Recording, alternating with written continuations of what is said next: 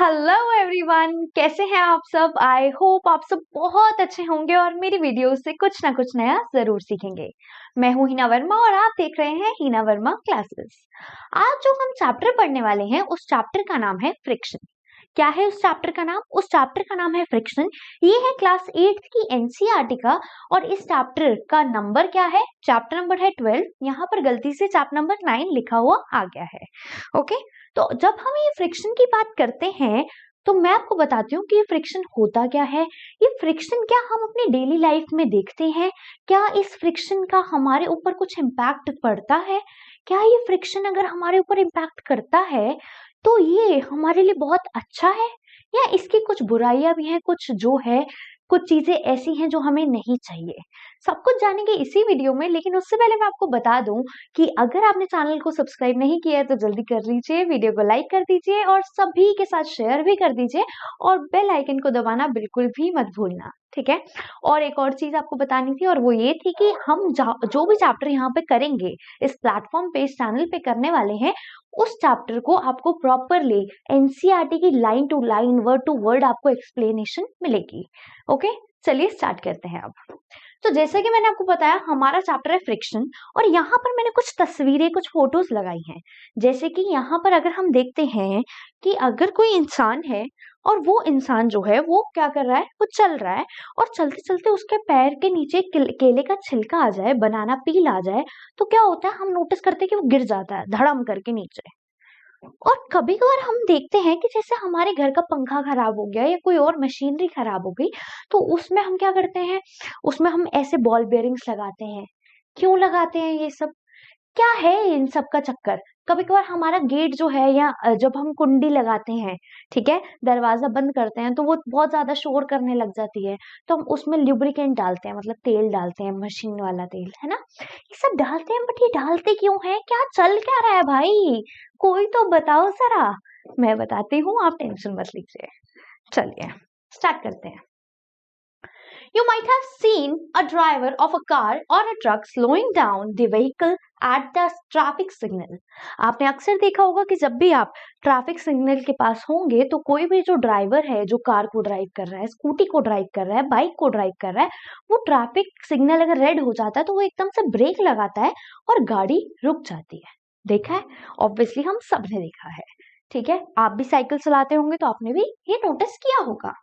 You too slow down your bicycle whenever needed by applying brakes. तो जब भी आपको भी जरूरत पड़ती है रुकने की तो आप भी अपनी बाइसिकल में क्या करते हैं, ब्रेक्स लगाते हैं और आपकी बाइसिकल रुक जाती है।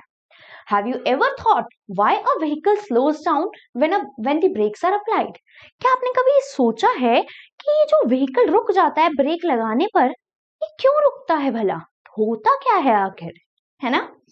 ओके, और क्या बोला इसने? इन्होंने बोला not only vehicles, any object moving over the surface of another object slows down when no external forces applied on it. यहाँ पर ये बोल रहे हैं कि आप ये तो छोड़ दीजिए, टायर रुक गया, स्कूटी रुक गई, बाइक रुक गई, अगर कोई भी ऑब्जेक्ट किसी दूसरे ऑब्जेक्ट पे मूव कर रहा है, ठीक है, कोई भी ऑब्जेक्ट अगर किसी दूसरे ऑब्जेक्ट पे मूव कर रहा है और क्या होता है, वो रुक जाता है। कब रुक जाता है? जब उसके पास इसे एक एक्सटर्नल फोर्स अप्लाई ना की जाए। फॉर एग्जाम्पल, मेरा ये पेन है, ठीक है, और ये मेरा हैंड है। अगर मैं इस पेन को धक्का मारूं, मतलब फोर्स लगाऊं, तो ये पेन आगे की तरफ जाता है। लेकिन अगर मैं इस पेन को थोड़ी देर चलाऊं और फिर रोक दूं तो ये पेन जो है ये आगे नहीं जाएगा और ये रुक जाएगा, ये सीधा अब नहीं जाएगा। क्यों नहीं जाएगा? क्या चक्कर है? सभी जानते हैं, बट एनसीईआरटी में ऐसा लिखा है तो मैं आपको इसी तरह से पढ़ाऊंगी ताकि आपको किसी भी लाइन, किसी वर्ड में कोई भी कंफ्यूजन ना हो। Okay okay, finally it stops. Have you not seen a moving ball on the ground stopping after some time? आपने ये भी नोटिस किया होगा कि कभी कभार जब हम खेल रहे होते हैं, चाहे बास्केटबॉल खेले, वॉलीबॉल खेले, फुटबॉल खेले, क्रिकेट खेले, कुछ भी खेले, तो अगर जो, सॉरी, आई थिंक आपको आवाज में दिक्कत आई होगी। चलिए स्टार्ट करते हैं दोबारा, ठीक है। तो जब भी आप कभी नोटिस करते हैं कि कोई बॉल जो है वो अगर रोल करते हुए जा रही है तो थोड़ी देर बाद वो बॉल खुद ही रुक जाती है। हालांकि वो राउंड शेप की है, स्फेरिकल शेप की है, लेकिन तब भी वो थोड़े टाइम में रुक जाती है। ऐसा क्यों होता है? ऐसा इसलिए होता है क्योंकि उसके ऊपर जितनी फोर्स लगी थी, ठीक है, जब मैंने उसे किक करा या फिर पुश किया या जो भी किया, जितनी उस पे फोर्स लगी थी उतनी उसके अंदर एनर्जी आई। जितनी उसमें एनर्जी आई वहां तक वो चल पाया, उसके बाद उसका सारा फोर्स जो था वो खत्म हो चुका और उसके बाद वो बॉल वहां पे जाके रुक जाती है ना। यही होता है। Why do we slip when we step on a banana peel? हम स्लिप क्यों कर जाते हैं जब किसी बनाना पील मतलब केले के छिलके के ऊपर हमारा पैर पड़ जाता है? क्यों स्लिप कर जाते हैं? क्योंकि जब हम नॉर्मली चल रहे हैं तो क्या होता है, हमारी जो शूज हैं, हमारी जो क्या बोलते हैं, सैंडल्स हैं, स्लीपर्स हैं, ये जो है, इनमें क्या होता है, इनमें नीचे अगर आप नोटिस करोगे, जैसे आप कोई नया नया शू लेकर आए तो उसके नीचे आप नोटिस करोगे कुछ पैटर्न्स बने हुए हैं। ये पैटर्न्स इसलिए बने होते हैं ताकि हम गिरे ना मतलब स्लिप ना हो। लेकिन जब बाई चांस हमारे पास आ जाता है केले का छिलका हमारे पैर के नीचे, अब क्या होता है, क्योंकि वो केले का छिलका बहुत ही ज्यादा स्मूथ होता है, चिकना होता है, तो हमारा जो पैर है वो एकदम से शू करके स्लिप हो जाता है। क्या कहना चाहती हूँ मैं इन सब चीजों से, इन सब एग्जाम्पल से क्या कहना चाहती हूँ, बताती हूँ। Why is it difficult to walk on smooth and wet surface? You will find the answers to such questions in this chapter. तो यहाँ पर इन्होंने बोला इन सारे क्वेश्चंस का आंसर आपको इसी चैप्टर में मिलेगा। और एक क्वेश्चन ये भी था इनका कि आप जो है नॉर्मल, अगर आपका फ्लोर है, ठीक है, आप चल रहे हैं, सफाई वफाई सब खत्म हो चुकी है, सब सूख चुका है, पोछा वोछा सब, तो आप नॉर्मली चल पाते हैं। लेकिन अगर घर पे सफाई चल रही है, दिवाली की सफाई चल रही है, वहां पे पूरी धुलाई हो रही है, दे धनाधन रगड़ रहे हैं, और उस टाइम पे अगर आपका पैर आए फ्लोर के ऊपर तो आप बड़े ध्यान से चलते हो। क्यों ध्यान से चलते हो? क्योंकि शायद फ्लोर पे कुछ पानी है इसलिए वो फ्लोर वेट है, या फिर उस पे कोई फिनाइल वगैरह लगाया है, या फिर सरफ से धुलाई हो रही है, या जो भी है।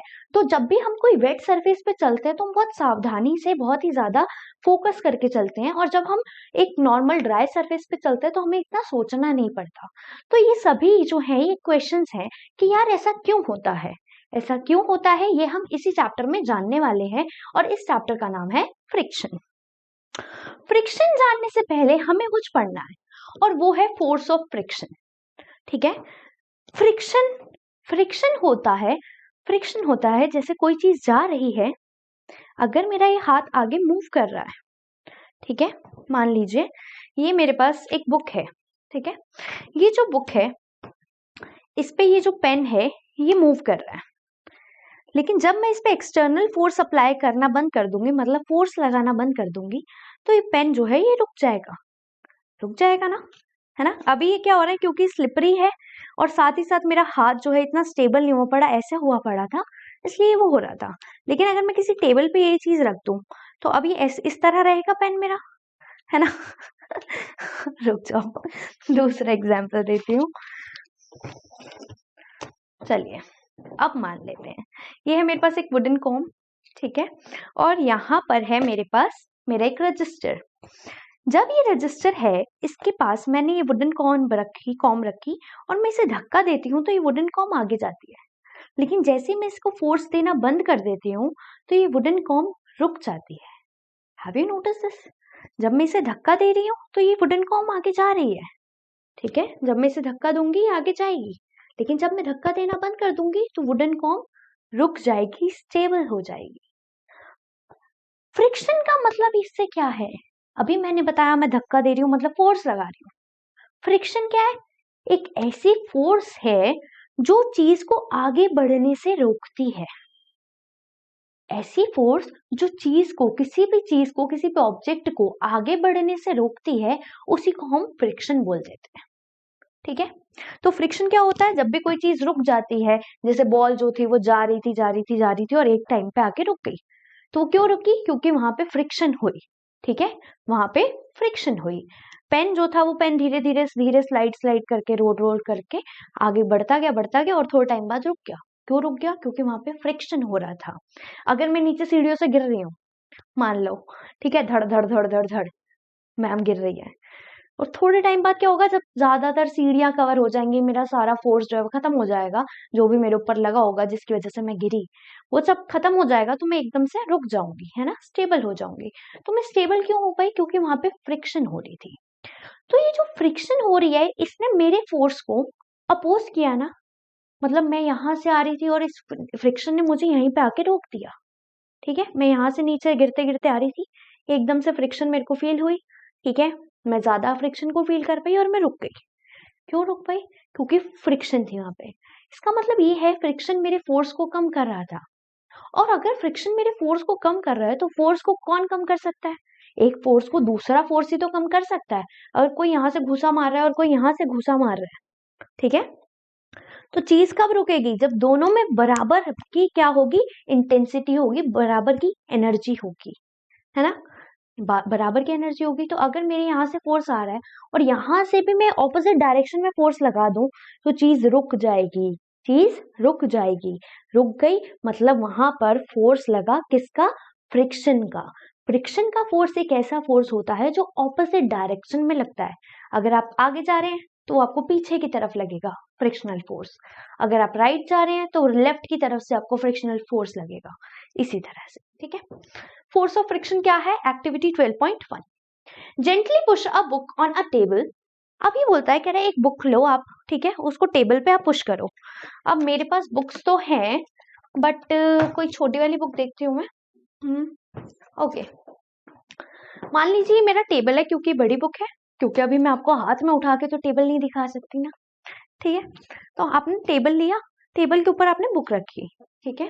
Gently push a book on the table, आपने बुक को पुश करा आगे की तरफ, ठीक है। आपने क्या करा?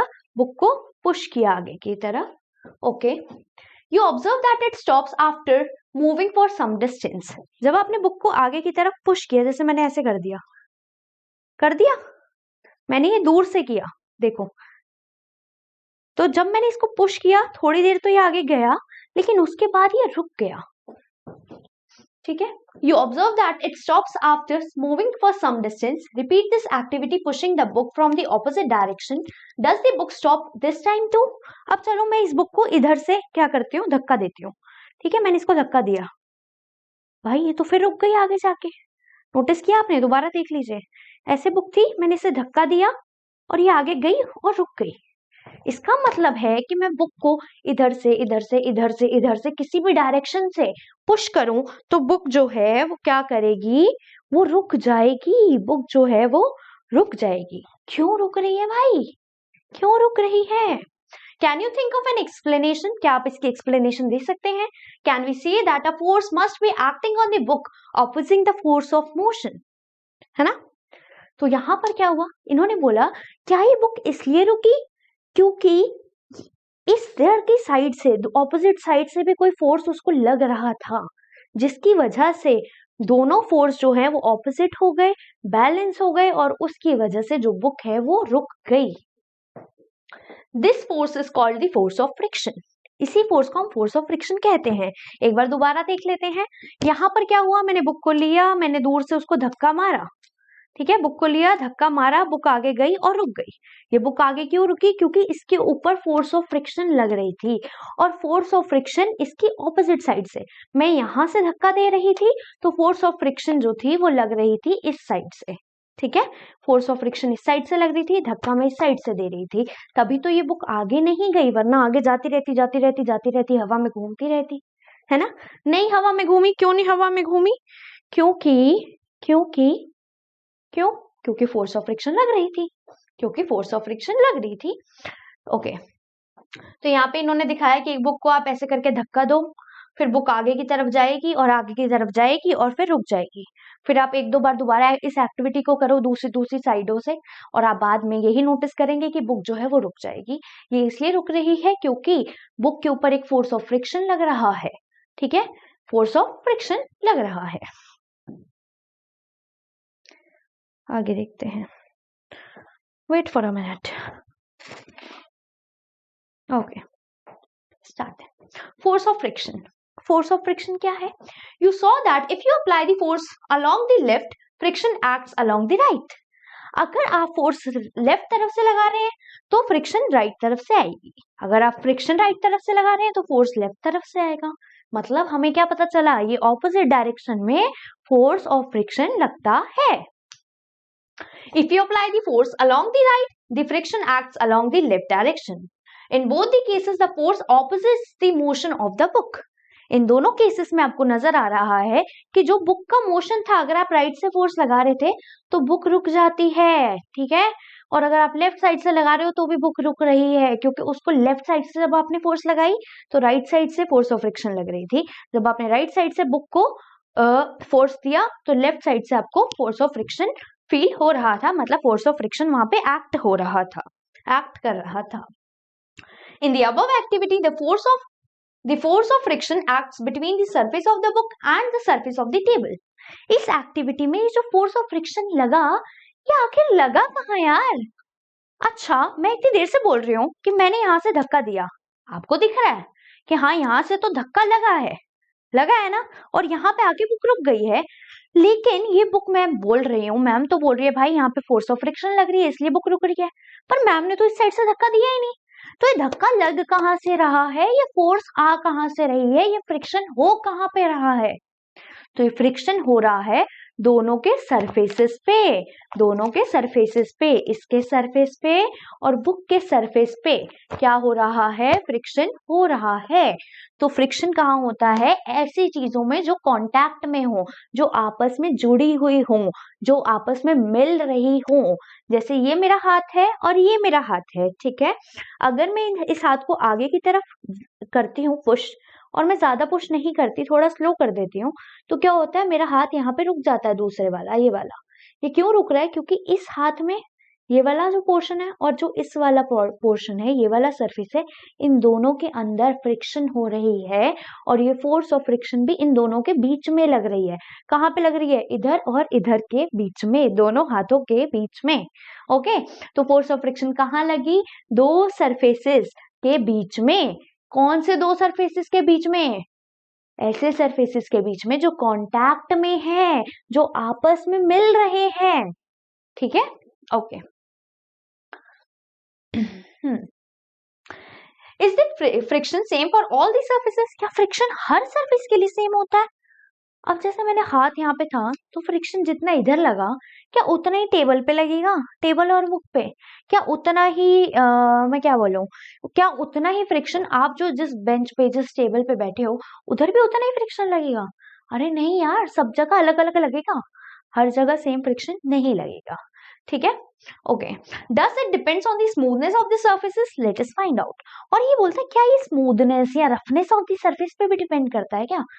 कोई फ्रिक्शन किसी चीज पे लग रहा है, वो सरफेस बहुत ज्यादा खरबरा है, रफ है, ठीक है, रगड़ है, तो क्या होता है? उस पे फ्रिक्शन ज्यादा लगेगा। और कोई सरफेस है जो बहुत ज्यादा स्मूथ है, ठीक है। स्मूथ के लिए जैसे मैं अगर ले लेती हूँ, तो मेरे पास ये पेन का पैकेट पड़ा हुआ था, तो ये जो है ये बिल्कुल स्मूथ सरफेस है। क्यों? क्योंकि प्लास्टिक से है, एकदम स्मूथ है, इस पे कुछ खरबरा नहीं है।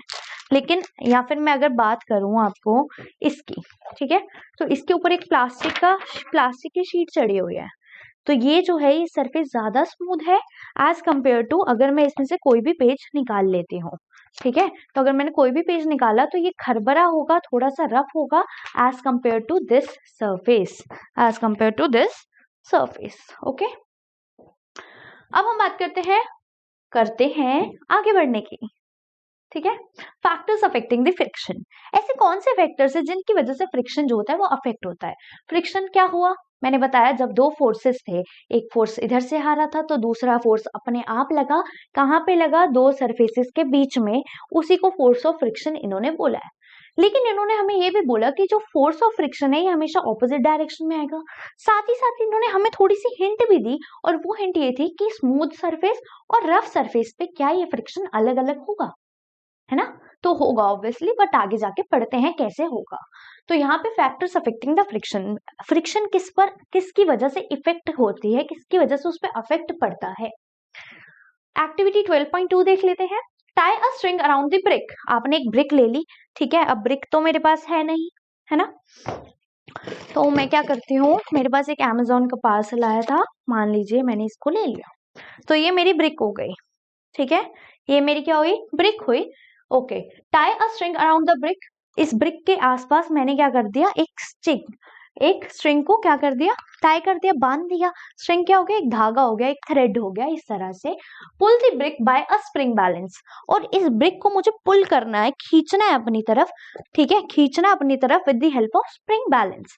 तो मान लीजिए मैंने इस ब्रिक को बांध दिया किसी धागे से, उसके बाद मैंने उस धागे को जोड़ दिया किससे? स्प्रिंग बैलेंस के साथ। जब मैं उस ब्रिक को खींचती हूँ अपनी तरफ, तो यहाँ पर जो ये स्प्रिंग बैलेंस है, इस स्प्रिंग बैलेंस के अंदर ना क्या लिखा होता है, मतलब साइडों में लिखा होगा ऊपर ऊपर नंबर्स, ठीक है, जैसे हमारे स्केल पे नंबर्स होते हैं ना, जैसे हमारी डी पे नंबर्स होते हैं, इस तरह से स्प्रिंग बैलेंस पे कुछ नंबर्स लिखे होते हैं। तो जब मैं उस ब्रिक को अपनी तरफ पुल करती हूँ तो मुझे कुछ नंबर नजर आता है, ठीक है, मतलब वो स्प्रिंग बैलेंस वहां तक उस चीज को लेकर जाता है, ठीक है, और हमें कुछ मैग्नीट्यूड, कुछ नंबर पता चलता है। You need to apply some force, आपको कुछ फोर्स लगाना है जिसकी वजह से आप इसे पुश करोगे। Note down the reading on the spring balance when the brick just begins to move. तो ब्रिक जैसे ही मूव करने लगी उसी टाइम, ये नहीं कि आप एकदम मूव करते करते लेके आ रहे अब देख लेता हूँ नंबर, अब नहीं देखना भाई। जब वो ब्रिक पड़ी थी उसी टाइम जब आपने उसको खींचा अपनी तरफ, तब एकदम से देखना है कि अच्छा इस पे इतना ज्यादा फोर्स लग रहा था या इतना कम फोर्स लग रहा था, क्या लग रहा था वो तो आप बताएंगे अगर आपके पास स्प्रिंग बैलेंस है तो। अदरवाइज आप अपने स्कूल की टीचर्स को बोलिए कि आपको स्प्रिंग बैलेंस दिखाएं और एक्टिविटी करवाएं, ठीक है। You need to apply some force. Note down the reading on the spring balance when the brick just begins to move. It gives you a measure of the force of friction between the surface of the brick and the floor. अब आपने जब इस brick को खींचा अपनी तरफ, ठीक है, ये ब्रिक थी, मैंने क्या करा, इधर से स्प्रिंग बैलेंस को पकड़ा और इस साइड अपनी तरफ खींच रही हूँ। तो जैसे ये हिलने लगी, ठीक है, जैसे ये ब्रिक मेरे पास आई, मैंने क्या करा, अपनी स्प्रिंग बैलेंस में एक रीडिंग को चेक कर लिया कि यार इसका कितना नंबर आ रहा है। जितना इस पे नंबर आया होगा उतना ही क्या लगा होगा, उतना ही लगा होगा आपका फोर्स ऑफ फ्रिक्शन। क्या लगा होगा? Force of friction. तो फोर्स ऑफ फ्रिक्शन आप कैसे नाप सकते हैं? स्प्रिंग बैलेंस की मदद से आप नाप सकते हैं। अब ये स्प्रिंग बैलेंस पढ़ते हैं। स्प्रिंग बैलेंस क्या होता है भाई? स्प्रिंग बैलेंस है क्या आखिर? देखते हैं। स्प्रिंग बैलेंस कुछ इस तरह से नजर आता है, ठीक है। इसके आसपास देखो आपको रीडिंग्स भी नजर आ रही हैं, मतलब कुछ वैल्यूज, कुछ नंबर्स भी नजर आ रहे हैं। आ रहे हैं ना? आ रहे हैं। Come on. Okay.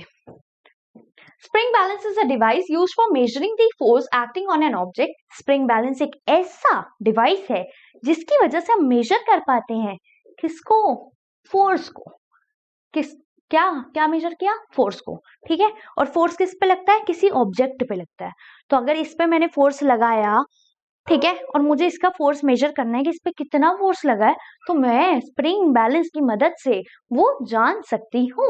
तो स्प्रिंग बैलेंस एक ऐसा डिवाइस है जिसकी वजह से आपको फोर्स पता चल जाएगा कि किसी भी ऑब्जेक्ट पे कितना लगा है। Okay. It consist of a coiled spring which gets stretched when a force is applied to it.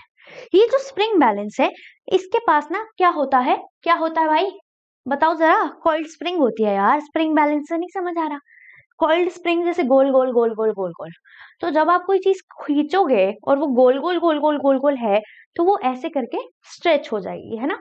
जैसे कि हम देखते हैं अपनी जो टिक टिक वाले पेन आते हैं ना, टिक टिक टिक टिक करते हैं हम उसमें, जब हम उसे खोल के देखते हैं तो उसमें कुछ स्प्रिंग सा लगा होता है। जब आप उसे खींचते हैं तो वो स्प्रिंग लंबा हो जाता है, मतलब खुल जाता है, और जब आप उसे छोड़ देते हैं तो वो बिल्कुल अपनी प्लेस पर आ जाता है। तो ये जो स्प्रिंग बैलेंस होता है, इसमें भी एक स्प्रिंग लगा होता है, ऑब्वियसली बड़ा लगा होगा स्प्रिंग, ठीक है। तो वो स्प्रिंग इसमें लगा है, और जब आप किसी ऑब्जेक्ट को पुल करोगे तो वो जो स्प्रिंग है वो थोड़ा खुलेगा, वो थोड़ा खुलेगा। Okay. Stretching of the spring is measured by a pointer moving with a graduated scale. अब जैसे जैसे ये जो है स्प्रिंग बैलेंस जो है वो, मतलब जैसे जैसे वो जो स्प्रिंग है वो खुलता है, उसी टाइम पे आपको पता चल जाएगा कि यहाँ पे रीडिंग कितनी आ रही है, आपको दिख जाएगा, ठीक है। क्यों? क्योंकि वहां पर स्केल बने हुए हैं, इतना नंबर इतना नंबर इतना नंबर, तो वो नंबर आपको दिख जाएगा। The reading on the scale gives the magnitude of the force. और ये जो रीडिंग आई है ये आपको बताती है magnitude of the force. Magnitude शब्द से कभी नहीं डरना। मैग्नीट्यूड का आप सिंपल मतलब जान लीजिए कि आपका नंबर, फोर्स का नंबर, जैसे 5 Newton, 10 Newton, 30 Newton, 40 Newton, 1 Newton, 2 Newton. तो जो भी आपका 2 न्यूटन है, 2 है, 3 है, 4 है, 5 है, 10 है, 20 है, 30 है, ये आपका मैग्नीट्यूड होता है, ठीक है, मतलब नंबर होता है। तो स्प्रिंग बैलेंस क्या था पता चल गया। स्प्रिंग बैलेंस एक डिवाइस है जिसकी वजह से हमें पता चल जाता है कि कोई भी ऑब्जेक्ट है उस पर कितना फोर्स लग रहा है या उस पर कितना फोर्स लगाया जा रहा है। स्प्रिंग बैलेंस में होता क्या है, एक कॉइल्ड स्ट्रिंग होती है, जब हम उससे कुछ चीजों को पुश करते हैं या पुल करते हैं तो क्या होता है, वो स्प्रिंग खुलेगी। जब वो स्प्रिंग खुलेगी तो हमें एक जो उसके ऊपर स्केल बना हुआ है स्प्रिंग बैलेंस पे वो हमें दिखता है। मतलब स्केल तो पहले से दिख रहा होता है बट वहां पर एक पॉइंटर दिख जाता है जो हमें बता देता है कि इस पे इतना फोर्स लग रहा है और यही आपका स्प्रिंग बैलेंस है। अच्छा, ये क्वेश्चन आ सकता है what is spring balance and what is it's use. ठीक है, तो आपको ये क्वेश्चन तैयार कर लेना है अप्रोक्सीमेटली 2 या 3 मार्क्स का। Okay, next activity 12.3, make an inclined plane on a smooth floor. आपने क्या करना है, एक स्मूथ सा फ्लोर लेना है, जैसे इन्होंने टेबल सा लिया हुआ है, आप अपने जो फ्लोर है वो भी ले सकते हैं। ठीक है, या फिर आप क्या कर सकते हैं, आप कोई बड़ा सा टेबल या कुछ भी कोई फ्लोर ले सकते हैं। तो आपने एक फ्लोर ले लिया, मैंने भाई अपना ये बुक ले लिया क्योंकि मैं टेबल या फिर फ्लोर तो अपने हाथ में नहीं उठा सकती। ओके, और अ टेबल, ठीक है। You may use a wooden board supported by the bricks. आपने क्या करना है, बुक ब्रिक्स की वजह से मतलब ब्रिक्स का सपोर्ट देना है, या कोई वुडन टेबल ले लो या कुछ भी ले लो यार। करना क्या है, put a mark with a pen at any point on the inclined plane. और यहाँ पर आपने क्या करना है, इंक्लाइंड प्लेन जो होगा उस पे आपने एक मार्क लगा देना है। Now let a pencil cell move down from this point. और वहां से आपको एक पेंसिल को भेजना है नीचे। ठीक है, तो आपने एक इंक्लाइंड मतलब हल्का टेढ़ा, tilted.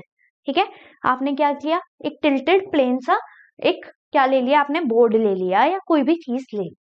Okay, now let a pencil cell move down from this point. आपने वहां पर एक पॉइंट लगाना है। ठीक है, और उस पॉइंट से आपने अपनी पेंसिल को नीचे क्या करना है, भिजवाना है ना, छोड़ देना। अब मैं छोड़ नहीं सकती यार, है ना, तो मैंने ऐसे करके टेबल लिया, इस टेबल के ऊपर कुछ भी लगाया जो बिल्कुल स्ट्रेट सा था, ऐसे करके। ठीक है, और यहाँ से ऐसे करके मेरे को ये पेंसिल जो है, पेन जो है, इसको भेजना है नीचे। तो मैंने ऐसे करके भेज दिया, तो मेरी पेन जो है बहुत काफी दूर तक गई ना, काफी दूर तक गई। Okay, sorry. How far does it move on the table before coming to the rest. तो आप नोटिस करोगे जैसे कि आपके यहाँ से पेंसिल गई और नीचे तक आपने डाली पेंसिल, मतलब ऐसे रोल ऑन करते गई और यहाँ तक चली गई पेंसिल। ठीक है, तो आपने देख लिया, अच्छा यहाँ तक गई थी पेंसिल, चलो मार्क कर लिया आपने ये चीज। ठीक है, उसके बाद आपने क्या करना है, now spread a piece of cloth over the table. आपने इसी टेबल पे क्या करना है, एक क्लॉथ का पीस ले लेना है और ध्यान रखना है कि वहां पर कोई भी रिंकल्स ना हो। रिंकल्स ना हो मतलब कोई भी सिलवटें ना आ रही हो। Try this activity again. Repeat this activity by spreading a thin layer of sand over the table. Maintain the same slope throughout the activity. तो यहाँ पे क्या बोलना चाह रहे हैं, हम थोड़ा करने की कोशिश कर लेते हैं। इन्होंने बोला कि आपने ऐसे करके एक प्लेन लिया। ठीक है, आपने प्लेन लिया और आपने पेंसिल को नीचे गिरा। तो भाई गिर के देख लेते हैं, चलिए ऐसे करके नीचे जा रही है ना, मतलब इस पे भी नहीं रुक रही, देखा आपने, नीचे गई। ठीक है, अब इन्होंने बोला कि आप कोई भी प्लेन सा क्लॉथ ले लो। तो भाई मैं क्लॉथ ले लेती हूँ, ये प्लेन सा मैंने क्लॉथ ले लिया जिसके ऊपर कोई भी सिलवटे नहीं है ना, कोई भी सिलवटे नहीं है, कोई भी रिंकल्स नहीं है। अब मैं दोबारा से वो लूंगी अपना स्लोप और उसको उतने ही एंगल पे रखूंगी जितने एंगल पे वो पहले था, और अब दोबारा से अपनी पेन को नीचे गिराने की कोशिश करती हूँ। अब आप देखिए पेन यहीं पे रुक गया है, दिख रहा है आपको, दोबारा देख लीजिए।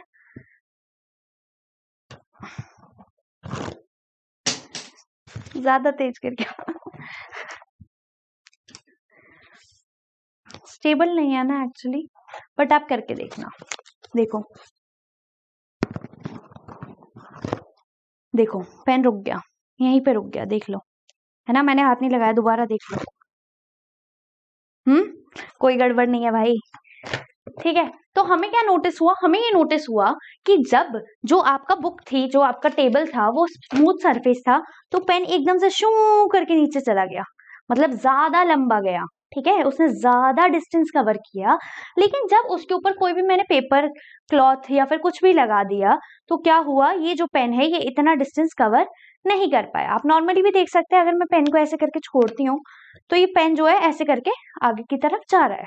लेकिन अगर मैं इस पे क्लॉथ लगा देती हूँ और उस क्लॉथ के बाद इस पेन को उसी एंगल पे छोड़ती हूँ, तो ये यहीं पे आके रुक जाता है, आगे जाता है बट हाँ रुक जाता है। इसका मतलब ये हुआ कि जब आपका प्लेन सरफेस था, जब आपकी सरफेस पे कुछ नहीं था, वो चिकना था, वो स्मूथ था, जब प्लेन था, तो आपके पेन ने ज्यादा डिस्टेंस कवर किया एज कंपेयर टू जब मैंने उस सरफेस के ऊपर कुछ रफ चीज लगा दी, जैसे कि कोई क्लॉथ लगा दिया, कोई सैंड पेपर लगा दिया, कोई सैंड डाल दी। तो आप क्या देखेंगे, तो आपका पेन जो है वो धीरे धीरे चलेगा, मतलब वो रुक जाएगा, है ना। इससे हमें क्या पता चलता है, इससे हमें पता चलता है कि स्मूथ सरफेस पे ज्यादा डिस्टेंस ट्रेवल कर सकता है और रफ सरफेस पे कम। पर यहाँ पे हम डिस्टेंस की तो बात कर ही नहीं रहे। भाई मैम, हम तो फ्रिक्शन की बात कर रहे थे, आप डिस्टेंस पे कहाँ से ले आए? अरे बताती हूँ यार, सब्र करो। चलो ठीक है। तो जब हमने ये बात करी तो इससे हमें ये पता चला कि जब स्मूथ सरफेस था तो फ्रिक्शन बहुत कम थी, और फ्रिक्शन कम थी इसलिए डिस्टेंस ज्यादा ट्रैवल हो गया, है ना। जब स्मूथ सरफेस था तो फ्रिक्शन बहुत कम थी और डिस्टेंस ज्यादा ट्रैवल हो गया था, है ना। लेकिन जब रफ सरफेस था तो डिस्टेंस कम ट्रैवल हुआ, है ना। डिस्टेंस कम ट्रैवल हुआ, मतलब यहाँ पे फ्रिक्शन ज्यादा लगी, इसीलिए तो फ्रिक्शन ने इस पेन को आगे जाने से रोक लिया। और यहाँ पे फ्रिक्शन कम लग रही है, इसीलिए तो ये पेन आगे जा ही जा रहा है ना। स्मूथ सरफेस पे फ्रिक्शन कम लगी, इसलिए पेन आगे की तरफ दौड़ रहा है। रफ सरफेस पे फ्रिक्शन ज्यादा लग रही है, इसी वजह से क्या हो रहा है, आपका पेन थोड़ा जाता है और फिर रुक जाता है। तो जब आपका सरफेस रफ होगा, जब आपका सरफेस स्मूथ नहीं होगा, तो फ्रिक्शन ज्यादा लगेगा। लेकिन जब आपका सरफेस स्मूथ है, चिकना है, तो क्या होगा भाई, बताओ। फ्रिक्शन ज्यादा लगेगा कम लगेगा? स्मूथ सरफेस पे फ्रिक्शन कम लगेगा, इसलिए पेन ज्यादा जाएगा। रफ सरफेस पे फ्रिक्शन ज्यादा लगेगा, इसलिए पेन कम आगे जाएगा, कम डिस्टेंस ट्रैवल करेगा। बस यही बात थी। In which case is the distance covered the minimum किस में कवर हुआ था? जब हमने क्लॉथ लगा दिया था, ठीक है। और यहाँ पर इन्होंने बात की थी कि आप सैंड भी लगा दो, तो सैंड जो है वो ज्यादा रफ होगी, है ना, तो वो उसमें थोड़ा और कम डिस्टेंस ट्रैवल करेगा हमारा पेन या पेंसिल। तो सबसे ज्यादा मिनिमम डिस्टेंस किस में कवर होगा? सैंड वाले में होगा। उससे ज्यादा किस में होगा? क्लॉथ वाले में होगा। और सबसे ज्यादा डिस्टेंस किसके अंदर होगा? जब आपका स्मूथ सरफेस था तब होगा। Okay, why is the distance covered by the pencil cell different every time? हर टाइम पे ये डिफरेंट क्यों था? क्योंकि हर टाइम पे हमने सरफेस को चेंज कर दिया था। पहले सरफेस स्मूथ था और उसके बाद सरफेस रफ था। तो हमने सरफेस को रफ कर लिया, इसीलिए जो डिस्टेंस है पेन ने जो ट्रैवल किया है वो कम या ज्यादा हो रहा है। तो क्यों हो रहा है? क्योंकि सरफेस जो है वो हमने चेंज किया। डिस्कस द रिजल्ट कर दिया मैंने आपको discuss. Does the distance cover depend on the nature of the surface on which the cell moves? इससे हमें ये पता चल रहा है कि जिस भी चीज का डिस्टेंस जो है आप देख रहे हैं, वो डिस्टेंस कितना ज्यादा या कितना कम है, ये डिपेंड करता है कि उसका जो सरफेस है वो कैसा है, उस जगह का सरफेस कैसा है। Okay, could the smoothness of the surface of the cell also affect the distance traveled by it? अब आप बताएंगे मुझे, क्या जब सरफेस स्मूथ होगा तो डिस्टेंस जो ट्रैवल होगा उस पर कोई फर्क पड़ेगा? बताओ। हाँ पड़ेगा भाई, पड़ेगा। डिस्टेंस ज्यादा ट्रैवल होगा क्योंकि सरफेस स्मूथ है, और सरफेस स्मूथ है, डिस्टेंस ज्यादा ट्रैवल हो रहा है, मतलब फ्रिक्शन कम लग रही है। Okay, friction is caused by the irregularities between the two surfaces in contact. Friction कब होता है? जब दो सरफेसेस के बीच में दो सरफेसेस के बीच में इरेगुलरिटीज होती है। Okay okay even those surfaces which appear very smooth have a large number of minute irregularities on them। तो अगर कोई सरफेस आपको दिख रहा है कि भाई तो बहुत ही ज्यादा चिकन है, बहुत ही ज्यादा स्मूथ है, तो इस पे तो कोई इरेगुलरिटी नहीं होगी, नहीं भाई, इरेगुलरिटी होगी लेकिन कम होगी। ठीक है, तो जो सरफेस ज्यादा हमें साफ साफ पता चल रहा है, अलग सा है, रफ सा है, तो उस पे तो इरेगुलरिटी बहुत ज्यादा है। लेकिन जो सरफेस बहुत ज्यादा स्मूथ है, तो आप ये नहीं सोच सकते इसकी इस पे इरेगुलरिटी नहीं है। क्या पता ये जो पेन है, ये स्मूथ सरफेस है बहुत बड़ा, ठीक है, पेन जो है, पेन यहाँ से चलते चलते चलते चलते कब तक चलेगा? 2 सालों तक, 3 सालों तक थोड़ी ना चलेगी। ज्यादा 2 मिनट, 3 मिनट, 5 मिनट, उससे ज्यादा थोड़ी ना चलेगा। क्यों नहीं चल रहा? क्योंकि कहीं ना कहीं वहां पे इरेगुलरिटी होगी, जिसकी वजह से फ्रिक्शन लगेगा और जिसकी वजह से पेन जो है वो रुक जाएगा। ठीक है, तो जब भी आपके पास कोई बहुत ज्यादा स्मूथ सरफेस भी आ जाता है, तो हाँ उस पर इरेगुलरिटी कम है, उस पर फ्रिक्शन कम लगेगा, लेकिन इसका मतलब ये नहीं है कि वहां पे इरेगुलरिटी ही नहीं है। उधर भी इरेगुलरिटी है, बट फ्रिक्शन भी होगा, लेकिन कम मात्रा में होगा। Very less friction will be there. Okay. When we attempt to move any surface, we have to apply a force to overcome interlocking. तो जब भी हम किसी भी, क्या बोल रहा है, when we attempt to move any surface, जब हम किसी भी सरफेस को मूव करने की कोशिश करते हैं, we have to apply force to overcome interlocking। तो हमें क्या करना पड़ता है? हमें फोर्स लगाना पड़ता है इंटरलॉकिंग करने के लिए। फॉर एग्जाम्पल, ये दोबारा से हम ले लेते हैं अपना, ठीक है, ये जो दो सरफेसेस हैं, ये एक दूसरे के साथ लगे पड़े हैं, कुछ नहीं कर रही ना मैं, मेरा हाथ ऊपर है, ये वाला हाथ नीचे है, आपको दिख रहा है। अब क्या ये खुद ही मूव करने लग जाएगा? ये जो बॉक्स है, ये आगे पीछे राइट लेफ्ट कहीं पे भी खुद मूव करेगा? नहीं करेगा ना। इसको मूव करने के लिए मुझे फोर्स लगाना पड़ेगा, है ना, चाहे मैं फोर्स यहाँ से लगाऊं, यहाँ से लगाऊं, यहाँ से लगाऊं, कहीं से भी लगाऊं, बट फोर्स लगाना पड़ेगा। जब मैं इस पे फोर्स लगा रही हूँ, तो मैं फोर्स लगाकर क्या कर रही हूँ? क्योंकि ये तो स्टिल था, इसका ये सरफेस और इसका ये सरफेस कांटेक्ट में था, और जब ये कांटेक्ट में थे तो इन्होंने इंटरलॉकिंग कर ली, मतलब एक दूसरे के साथ जुड़े पड़े थे। लेकिन जब मैंने इन पे फोर्स लगाया, तो क्या हुआ? ये जुड़ाव खत्म हुआ, इंटरलॉकिंग खत्म हुई, और जो ऑब्जेक्ट है वो आगे मोशन में आ गया, वो आगे मूव करने लग गया, है ना। ओके, इवन दो सरफेसेस कहाँ चले गए थे हम? Irregularities on the two surface lock into one another. When we attempt to move any surface, we have to apply a force to overcome interlocking.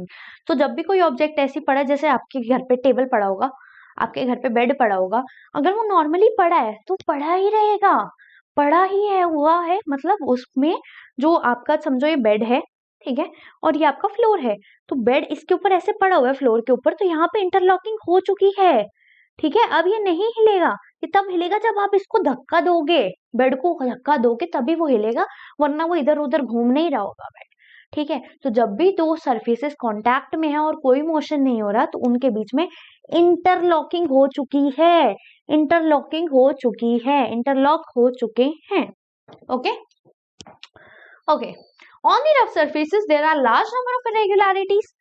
Smooth surface पे तो irregularity है पर बहुत कम है, लेकिन रफ सरफेस पे रेगुलरिटी बहुत ज्यादा है, जिसकी वजह से जो डिस्टेंस है वो कम ट्रैवल हो पाता है, मोशन कम हो पाता है।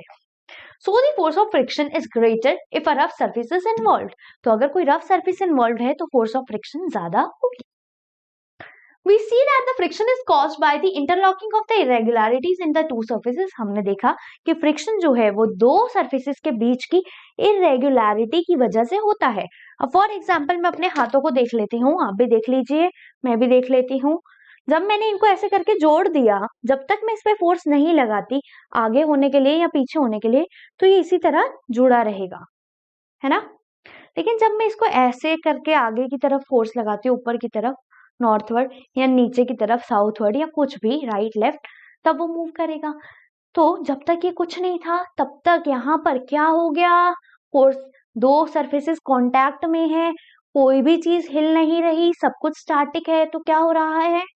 क्या हो रहा है? फ्रिक्शन लग रही है, इंटरलॉकिंग हुई पड़ी है, इंटरलॉकिंग हुई पड़ी है। जब तक कोई भी दो सरफेसेस कांटेक्ट में है तो इंटरलॉकिंग हुई पड़ी होगी। We see that the friction is caused by the interlocking of the irregularities in the two surfaces. क्योंकि यहाँ पे इंटरलॉकिंग हुई पड़ी है, इसीलिए यहाँ पर फ्रिक्शन लगेगा. Okay. It is obvious that the force of the friction will increase if the two surfaces are pressed harder. अगर आप दो सरफेसेस को ऐसे मैं तेज की ऐसे दबा देती हूँ तो ऑब्वियसली फ्रिक्शनल फोर्स भी ज्यादा हो जाएगी और इंटरलॉकिंग भी ज्यादा हो जाएगी. अभी मैंने नॉर्मली रख दिया अपना हाथ, मैं इसको ऐसे तेज की दबा देती हूँ तो क्या होगा, इंटरलॉकिंग बढ़ जाएगी ना, और इंटरलॉकिंग बढ़ेगी मतलब फोर्स ऑफ फ्रिक्शन भी बढ़ेगा, फोर्स ऑफ फ्रिक्शन भी बढ़ेगा. तो इंटरलॉकिंग जब ज्यादा हो जाती है, जब किसी भी चीज को आप ज्यादा प्रेस करोगे तो इंटरलॉकिंग ज्यादा हो जाएगी, इंटरलॉकिंग ज्यादा हो जाएगी तो फोर्स ऑफ फ्रिक्शन भी ज्यादा हो जाएगा और फ्रिक्शन भी ज्यादा हो जाएगा. एज सिंपल एज दैट, है ना. तो कोई डाउट है तो पूछ लीजिए. है कोई डाउट? होगा तो पूछ लेना कमेंट सेक्शन में. ओके चलो. You can experience it by dragging a mat when nobody is sitting on it and when a person is sitting on it. ठीक है, तो आप क्या कर सकते हो, आपको एक्सपीरियंस करना है कि भाई कुछ चीज पुश करोगे तो इंटरलॉकिंग ज्यादा हो जाएगा, फ्रिक्शनल फोर्स ज्यादा लगेगा. पर भाई मैं कैसे मान लूं? तो भाई मान लो, पता है कैसे, आपने समझा ये मेरा फ्लोर है घर का, इसके ऊपर मैंने ना मैट रख दिया, ये मेरा मैट बन गया.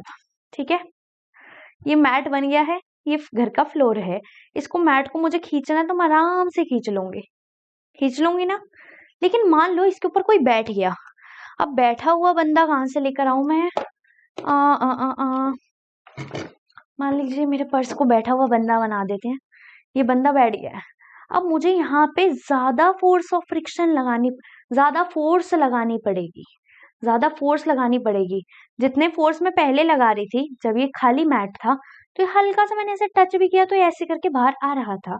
मतलब क्या हो रहा था, मुझे कम फोर्स लगानी पड़ रही थी. लेकिन अब मुझे ज्यादा फोर्स लगानी पड़ रही है as compare to the previous one. मुझे अब ज्यादा फोर्स लगानी पड़ेगी. Okay. Recall your experience when last time you moved a heavy box from one place to another. अब आप क्या करो, अगर आपके पास कोई लाइट सा बॉक्स है, हल्का सा बॉक्स है, ठीक है, पड़ा है, उसको ऐसे धक्का मारो, या चेयर है, घर पे चेयर तो होती है, चेयर को धक्का मारो आराम से हो जाएगा. लेकिन अब आप क्या करो, अब बेड को धक्का मारने लग जाओ, क्या होगा, ज्यादा फोर्स लगेगी. क्योंकि जितनी ज्यादा चीज भारी हो जाएगी उतनी ज्यादा इंटरलॉकिंग हो जाएगी. जितनी चीज ज्यादा भारी उतनी ज्यादा इंटरलॉकिंग और उतना ज्यादा फोर्स ऑफ फ्रिक्शन. और जब उस चीज को मुझे हिलाना पड़ेगा, मुझे हिलाना है, मुझे मोशन में लाना है, तो मुझे उतना ही ज्यादा फोर्स लगाना पड़ेगा. जितनी हल्की चीज उतनी कम इंटरलॉकिंग, उतना कम फोर्स ऑफ फ्रिक्शन, उतना कम फ्रिक्शन, उतना कम फोर्स मुझे उसको हटाने के लिए लगेगा. लेकिन जितना भारी चीज, जितनी ज्यादा हैवी चीज, उतनी ज्यादा इंटरलॉकिंग, उतना ज्यादा फोर्स ऑफ फ्रिक्शन, उतना ज्यादा फ्रिक्शन, उतना ही ज्यादा मुझे फोर्स लगाना पड़ेगा उस चीज को मोशन में लाने के लिए, है ना, उस चीज को मोशन में लाने के लिए. If you have no such experience, get that experience now. अगर आपने अभी तक ऐसा कुछ करके नहीं देखा है तो करके देख लीजिए, घर आपका है ना, घर आपका है, चीजें आपकी, सब कुछ आपका, करके देख लो यार. ठीक है. Okay. What is easier, to move the box from the rest or to move it when it is already in motion? अब एक चीज बताओ, ये मेरे पास ना एक कप है और ये पूरा भरा पड़ा है और ये काफी बड़ा कप है, आप देख सकते हैं मेरे मुंह जितना होगा. ठीक है, सच में पूरा भरा पड़ा है. अब अगर ये गिरा पानी तो मुझे डांट भी बहुत पड़ेगी. ठीक है, बट हम कोशिश करेंगे कि ना पड़े. तो अगर मैं इसको ऐसे करके धक्का देने की कोशिश कर रही हूँ तो मुझे ज्यादा धक्का देना पड़ेगा. ठीक है, तो मुझे ज्यादा धक्का देना पड़ेगा, मतलब मुझे ज्यादा फोर्स लगानी पड़ेगी. लेकिन मान लो ये पहले से ही मोशन में था, ये पहले से चल रहा, मैं हल्का सा हाथ भी लगाऊंगी ना तो मोशन में चलता रहेगा. ठीक है, लेकिन जब ये ऐसे चीज रुकी हुई थी तो मुझे पहले ज्यादा फोर्स लगाना पड़ा, उसके बाद जाके ये मोशन में आया, तब जाके ये आगे मूव हुआ है. लेकिन अगर ये पहले से ही मूव हो रहा था लेकिन अगर ये पहले से ही मूव हो रहा था तो मुझे कम फोर्स लगानी पड़ेगी और ये आराम से मूव होता रहेगा. ठीक है, तो इसी बहाने में पानी पी लूं. अगर आपकी इजाजत हो तो स्टूडेंट्स। Okay done. तो जितनी ज्यादा चीज हैवी होगी उतना ज्यादा आपको फोर्स ऑफ फ्रिक्शन लगाना पड़ेगा। अगर कोई चीज रुकी हुई है, मैं रुकी हुई हूँ, अब मुझे किसी को धक्का मारना है, घसीट घसीट के लेके जाना है, ठीक है, मैं बोल रही हूँ नहीं मैं नहीं जाऊंगी नहीं जाऊंगी नहीं जाऊंगी, यहीं पे रहूंगी। अब मैं ऐसे करके बैठ गई हूँ, अब मुझे हिलाने में ना, क्योंकि मैं मोटी भी हूँ है ना, तो मुझे हिलाने में ना बंदे को ज्यादा फोर्स लगाना पड़ेगा, है ना, कि नहीं जाओ जाओ जाओ जाओ, है ना, मतलब मुझे ऐसे घसीटेंगे तो। लेकिन अगर मैं पहले से घसीटते घसीटते मतलब चलते चलते आ रही हूँ, तो क्या होगा, उस बंदे को जो भी मेरे को धक्का दे रहा है उसको कम फोर्स लगाना पड़ेगा एज कम्पेयर टू जब मैं बैठी हुई थी। ठीक है, तो जब मैं बैठी हुई थी ज्यादा इंटरलॉकिंग हो गई, ज्यादा फोर्स ऑफ फ्रिक्शन लग रहा था, और मैं भारी भी हूं, तो क्या होगा, मुझे धक्का ज्यादा देना पड़ेगा। अब मान लीजिए वहां पे एक पतली सी लड़की एक और थी, ठीक है, या पतला सा लड़का या लड़की, आप कुछ भी मान लीजिए यार, ठीक है, तो कोई पतला सा इंसान है, मेरे जितना ही है, ठीक है, मेरे से वेट कम है, तो उसको जब धक्का देंगे तो आपको फोर्स कम लगाना पड़ेगा। लेकिन अब जब आप मेरे को धक्का दोगे ऐसे मोटे तगड़े इंसान को, तो आपको फोर्स ज्यादा लगाना पड़ेगा। यही वो बोल रहा है कि जितने ज्यादा चीज भारी हो जाती है आपको फोर्स ज्यादा लगाना पड़ेगा। क्यों? क्योंकि वहां पे फोर्स ऑफ फ्रिक्शन भी ज्यादा है। क्यों ज्यादा है? क्योंकि वहां पे इंटरलॉकिंग ज्यादा हुई पड़ी है। अब क्लियर है? आई थिंक आपको अच्छे से समझ आ गया होगा, मैं बार बार रिपीट करके आपको हर चीज समझा रही हूँ। Okay. What is easier to move the box from the rest or to move it when it is already in motion? तो जब भी कोई चीज मोशन में होती है, पहले से चल रही होगी, तो मुझे ज्यादा धक्का नहीं लगाना पड़ेगा। लेकिन मैं एकदम बैठ जाऊंगी कि नहीं अब तो मैं हिल ही नहीं रही, तो मुझे ज्यादा धक्का लगाना पड़ेगा। The force required to overcome friction at the instant an object starts moving from the rest is a measure of static friction. अब कोई भी ऑब्जेक्ट मान लीजिए आप, ठीक है, आपने कोई भी ऑब्जेक्ट मान लिया और ये जो ऑब्जेक्ट है ये बिल्कुल ऐसे स्टिल पड़ा हुआ है, ठीक है, और अब आप इसको हिला रहे हो, तो ये स्टैटिक फ्रिक्शन हो रही है यहाँ पे, क्योंकि कोई चीज पहले से रुकी पड़ी थी और उसको अब मैं हिला रही हूँ, तो वो स्टैटिक फ्रिक्शन होगा।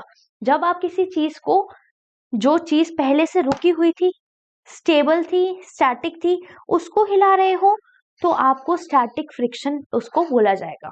लेकिन कोई चीज जो पहले से मूव कर रही थी और उसको मैंने थोड़ा और धक्का दे दिया, तो वो स्लाइडिंग फ्रिक्शन हो जाएगा, क्योंकि एक के ऊपर एक चीज रब हो रही थी। ठीक है, स्टैटिक फ्रिक्शन जब एक चीज एक के ऊपर थी और बिल्कुल रुकी हुई थी, तब मैंने फोर्स लगाया तो स्टैटिक फ्रिक्शन लगी। अगर कोई चीज पहले से फ्रिक्शन मोशन में थी और अब मैंने हल्का सा फोर्स लगा दिया, तो वो स्लाइडिंग फ्रिक्शन हो जाता है। ठीक है, तो जब आपने दो चीजों को स्लाइड करा, मतलब एक चीज पहले से चल रही थी, मान लो ये मेरा पेन है, अगर ये पेन बिल्कुल ऐसे रुका पड़ा है, रुक जाओ, हाँ, ये मेरा पेन ऐसे रुका पड़ा है, ठीक है, अब मैं इस पेन को आगे लेके जा रही हूँ, तो ये मैंने लगाई स्टैटिक फ्रिक्शन, ठीक है, स्टैटिक फोर्स लगाई। अभी आपको नॉर्मली समझाने की कोशिश कर रही हूँ, ठीक है। और जब ये पेन रोल हो रहा था, ठीक है, जब ये पेन रोल हो रहा था और मैंने थोड़ा सा और उसको धक्का दे दिया आगे की तरफ, तो क्या हुआ, ये हो गया आपका स्लाइडिंग फ्रिक्शन। ठीक है, स्लाइडिंग फ्रिक्शन। तो स्टैटिक फ्रिक्शन कब होता है, जब भी कोई चीज रुकी पड़ी है उसको जब धक्का देंगे तो वो स्टैटिक फ्रिक्शन। जब कोई चीज पहले से चल रही होगी, पहले से मूव कर रही होगी, पहले से मोशन में होगी, तो वो आपका हो जाएगा स्लाइडिंग फ्रिक्शन। अच्छा, अब आप मेरे को खुद बताइए कि स्टैटिक फ्रिक्शन में ज्यादा फोर्स लगेगा या स्लाइडिंग फ्रिक्शन में ज्यादा लगेगा? कोई चीज पहले से रुकी पड़ी, मैं पहले से रुकी पड़ी, मेरे को धक्का दोगे तो मुझे ज्यादा धक्का देना पड़ेगा, या जब मैं ऐसे ऐसे ऐसे चल रही हूँ और अब तुम धक्का दे रहे हो तो मैं आराम से जो है वो साइड हो जाऊंगी, है ना। तो क्या होता है, जब कोई चीज रुकी पड़ी है, स्टैटिक फ्रिक्शन होता है, तो आपको ज्यादा फोर्स लगाना पड़ेगा। लेकिन जब कोई चीज मूव हो रही है, उसके बाद आप उसे धक्का देते हो, तो आपको थोड़ा कम फोर्स लगाना पड़ेगा। ठीक है, तो तब आपको कम फोर्स लगाना पड़ेगा as compare to the static friction, as compare to the static friction. अच्छा, स्लाइडिंग फ्रिक्शन वाला मैंने आपको बताया था बट पढ़ा नहीं था, पढ़ देती हूँ। Okay. On the other hand, the force required to keep the object moving with the same speed is a measure of sliding friction. कोई ऑब्जेक्ट पहले से मूव कर रहा है, उसको थोड़ा सा और फोर्स दे दो, तो वो आपका स्लाइडिंग फ्रिक्शन हो जाएगा। ठीक है, the force required to keep the object moving with the same speed is the measure of sliding friction. Sliding friction में कोई चीज पहले से मूव कर रही थी, आपने उसको थोड़ा सा और धक्का दे दिया तो अब वो स्लाइडिंग फ्रिक्शन हो जाता है। स्लाइडिंग फ्रिक्शन में पहले से चीज चल रही थी, आपने थोड़ा सा और धक्का दिया, वो थोड़ी और आगे चली गई और वो उसमें आपको धक्का थोड़ा कम देना पड़ेगा। स्टैटिक फ्रिक्शन में कोई चीज रुकी हुई थी, आपको धक्का ज्यादा देना पड़ा, इसलिए उसका नाम हो गया स्टैटिक फ्रिक्शन और इसमें फोर्स जो है वो ज्यादा लगी as compare to the sliding friction. Clear? When the box starts sliding, the contact points on its surface do not get enough time to lock into the contact points on the floor. So the sliding friction is slightly smaller than the static friction. ये तो मैंने आपको बताया कि sliding friction कम होता है as compared to the static friction, and you find it somewhere easy to move the box already in motion than to get it started. इन्होंने यही बोला, हमें कह रहे हैं कि अगर आप मान लीजिए आप किसी बॉक्स को लेके जा रहे हैं, ठीक है, आपके पास बॉक्स है, आप उस बॉक्स को धक्का मार रहे हैं, ठीक है, आपने उस बॉक्स को धक्का मारा और ये बॉक्स बहुत भारी है, ठीक है, बॉक्स बहुत भारी है, आप उसे धक्का मार रहे हो तो ये हो गया आपका स्टैटिक फ्रिक्शन। जब बॉक्स रुका हुआ है, जब बॉक्स रुका हुआ है आपने बॉक्स को धक्का मारा तो वो हो गया आपका स्टैटिक फ्रिक्शन। जब आपका बॉक्स जो था वो पहले से मूव कर रहा था तब क्या हुआ, जब आपका बॉक्स पहले से मूव कर रहा था आपने उसको थोड़ा सा और धक्का दिया तो वो आ गया आपका स्लाइडिंग फ्रिक्शन। जब आपका स्टैटिक फ्रिक्शन था, मतलब मैं अड़ के बैठी हुई थी, जब बॉक्स ऐसे ही तगड़ा क्या हुआ, भारी वाला बॉक्स पड़ा हुआ था तो इंटरलॉकिंग ज्यादा हो गई थी, है ना, इंटरलॉकिंग ज्यादा हो गई तो फोर्स ऑफ फ्रिक्शन ज्यादा हो गई। लेकिन जब आपका बॉक्स जो था वो कहाँ था, मूव कर रहा था तो इंटरलॉकिंग थोड़ी कम हुई ना। अब जैसे ये ऐसे दोनों पड़े हैं तो इंटरलॉकिंग ज्यादा हो गई, लेकिन जब ये दोनों चल रहे हैं तो इंटरलॉकिंग कम हुई ना, ऐसे करके जुड़ाव तो नहीं हुआ। तो यही ये हमें बोल रहा था। Okay okay, where is it, sorry, okay, clear है। तो इंटरलॉकिंग क्या था, ऐसे करके हो जाना। जब आप कोई चीज स्टैटिक है, रुकी हुई है, तो ऑब्वियसली ज्यादा इंटरलॉकिंग होगी, जब चीज चल रही है तो इंटरलॉकिंग कम हो जाएगी। क्लियर? आगे बढ़ते हैं। Friction a necessary evil. Friction एक नेसेसरी है, मतलब एक नेसेसिटी है या इविल है, ठीक है। तो फ्रिक्शन जरूरी है या बुरा है, क्या है, देख लेते हैं। Recall now some of your experiences. Is it easier to hold a cooler or the glass tumbler? अब आप एक चीज बताइए, जब आप, आजकल तो कितना चल रहा है ना, कुल्हड़ पिज्जा, कुल्हड़ चाय, कुल्हड़ बहुत सारी चीजें चल रही है ना। तो जब आप कोई कुल्हड़ पकड़ते हैं तो वो पकड़ना इजी है या फिर जैसे तंदूरी चाय पे आती है ना कुल्हड़ वाली, पीना, ठीक है, अगर नहीं पी तो आपने कुल्हड़ पकड़ा, वो इजी है, या अगर आप कोई कांच का ग्लास पकड़ते हैं वो इजी है? सच सच बताना, ठीक है। तो होता क्या है, कुल्हड़ जो है, क्योंकि वो जो है वो मिट्टी से बना है, वो थोड़ा रफ सरफेस होगा, तो उसे हम आराम से पकड़ पाते हैं क्योंकि उसमें इंटरलॉकिंग ज्यादा हो जाती है और फ्रिक्शन ज्यादा हो जाती है, जिसकी वजह से कुल्हड़ का स्लिप होने का खतरा कम होता है ना। लेकिन अगर मैं बात करूँ एक प्लेन ग्लास की, ठीक है, जैसे जो वाइन ग्लास आते हैं या कोई भी आप ग्लास मान लीजिए चाय वाय वाला, है ना, तो उसको आपको बड़ा ध्यान से पकड़ना पड़ता है कि भाई अगर हल्का सा भी छूटा ना, ठीक है, तो क्या हो जाएगा, तो भैया मार पड़ेगी मम्मी से, और कुछ नहीं होगा, है ना। तो आपको क्या करना पड़ता है, उसको ज्यादा अच्छे से टाइटली पकड़ना पड़ता है।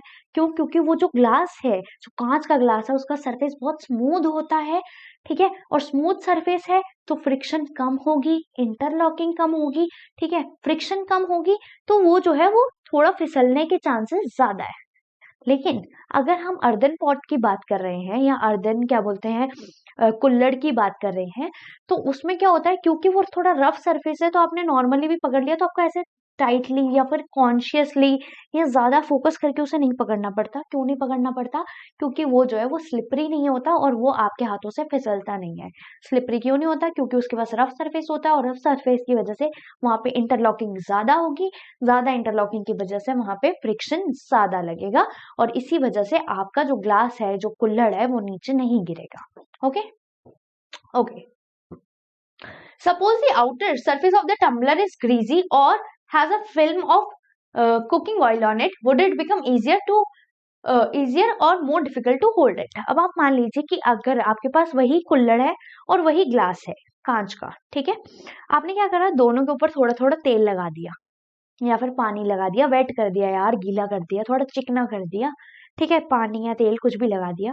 तो आप नोटिस करोगे कि आप कुल्हड़ को फिर भी पकड़ पा रहे हो, ठीक है, लेकिन ग्लास को भी आप पकड़ पा रहे हो, लेकिन बहुत केयरफुली पकड़ना पड़ रहा है, क्योंकि ग्लास जो है हल्का सा भी ध्यान हटा तो ग्लास नीचे और डांट, है ना, डांट मार जो भी है, ठीक है। लेकिन कुल्हड़ में ऐसा नहीं होगा क्योंकि उसका रफ सरफेस ज्यादा था। Okay, just think, would it be possible to hold the glass at all if there is no friction. अच्छा, अब आप ये सोचिए, क्या आप ग्लास को पकड़ पाते अगर वहां फ्रिक्शन ही नहीं होता बिल्कुल भी। मैंने आपको क्या बोला था, मैंने बोलता अगर कोई भी स्मूथ सरफेस है तो भी उसके पास इरेगुलरिटीज है, जिसकी वजह से थोड़ा बहुत फ्रिक्शन वहां रहता है, इसी वजह से हम ग्लास को, कांच को, प्लास्टिक को पकड़ पाते हैं, है ना। स्मूथ सरफेस है लेकिन तब भी उसके पास इरेगुलरिटीज होती है, जिसकी वजह से फ्रिक्शन होता है। यहाँ पर ये बोल रहा है कि अगर यहाँ पर ग्लास जो है उसके पास बिल्कुल भी इरेगुलरिटी नहीं होती तो क्या आप ग्लास को पकड़ पाते? तो नहीं जी, आप ग्लास को नहीं पकड़ पाते, क्योंकि वहां इंटरलॉकिंग नहीं हो पाती, वहां फोर्स ऑफ फ्रिक्शन नहीं होती, वहां फ्रिक्शन नहीं होती, तो ग्लास हमारे हाथों से नीचे गिर जाता। ओके ओके, चलिए। Recall also how difficult it is to move on a wet muddy track और wet marble floor, है ना। तो अगर आपका जो मार्बल वाला फ्लोर है और उस पर पानी है या फिर वो सरफ वाला पानी है, उसकी धुलाई चल रही है, तो आपको थोड़ा मुश्किल से, मतलब आराम से देख देख के जाना पड़ता है कि कहीं आपका पैर स्लिप ना हो जाए। लेकिन अगर आप ड्राई फ्लोर पे चलते हो तो नहीं होता। तो ऐसा क्यों? क्योंकि ड्राई फ्लोर जो है वो रफ होता है ना। रफ होगा तो इसकी वजह से क्या होगा, इंटरलॉकिंग ज्यादा होगी, फ्रिक्शनल फोर्स ज्यादा होगी, फ्रिक्शन ज्यादा लगेगा और आपका पैर स्टेबल रहेगा और आप फिसलेंगे नहीं। लेकिन अगर वहीं पे जो मार्बल फ्लोर है आपका, उसमें पानी और सरफ की धुलाई चल रही है और आप नॉर्मली आराम से चल रहे हैं, तो एकदम से धड़ाम करके नीचे गिरे होंगे। क्यों गिरे होंगे? क्योंकि वो जो है वो थोड़ा चिकना हो गया, चिकना हो गया मतलब स्मूथ हो गया, सरफ और पानी की वजह से वेट होकर, है ना। तो वो स्मूथ हो गया, जिसकी वजह से आपका पैर जो है वो स्लिप कर सकता है। क्यों कर सकता है? क्योंकि वो स्मूथ हो गया, वहां पे इरेगुलरिटीज कम हो गई, वहां इंटरलॉकिंग कम हो गई, वहां पर फ्रिक्शनल फोर्स कम हो गई, जिसकी वजह से पैर स्लिप हो गया। Okay okay, you could not write with pen और pencil if there were no friction. आप यहाँ तक कि लिख भी नहीं पाते। अगर मैं आपको समझा रही हूँ और ऐसे ऐसे ऐसे करके कुछ भी लिख रही हूँ, नहीं लिख रही, ठीक है, तो वो क्यों हो पा रहा है? क्योंकि यहाँ पे फ्रिक्शन हो रहा है। अब जैसे मेरे को लिखना है यहाँ पे ए, ठीक है,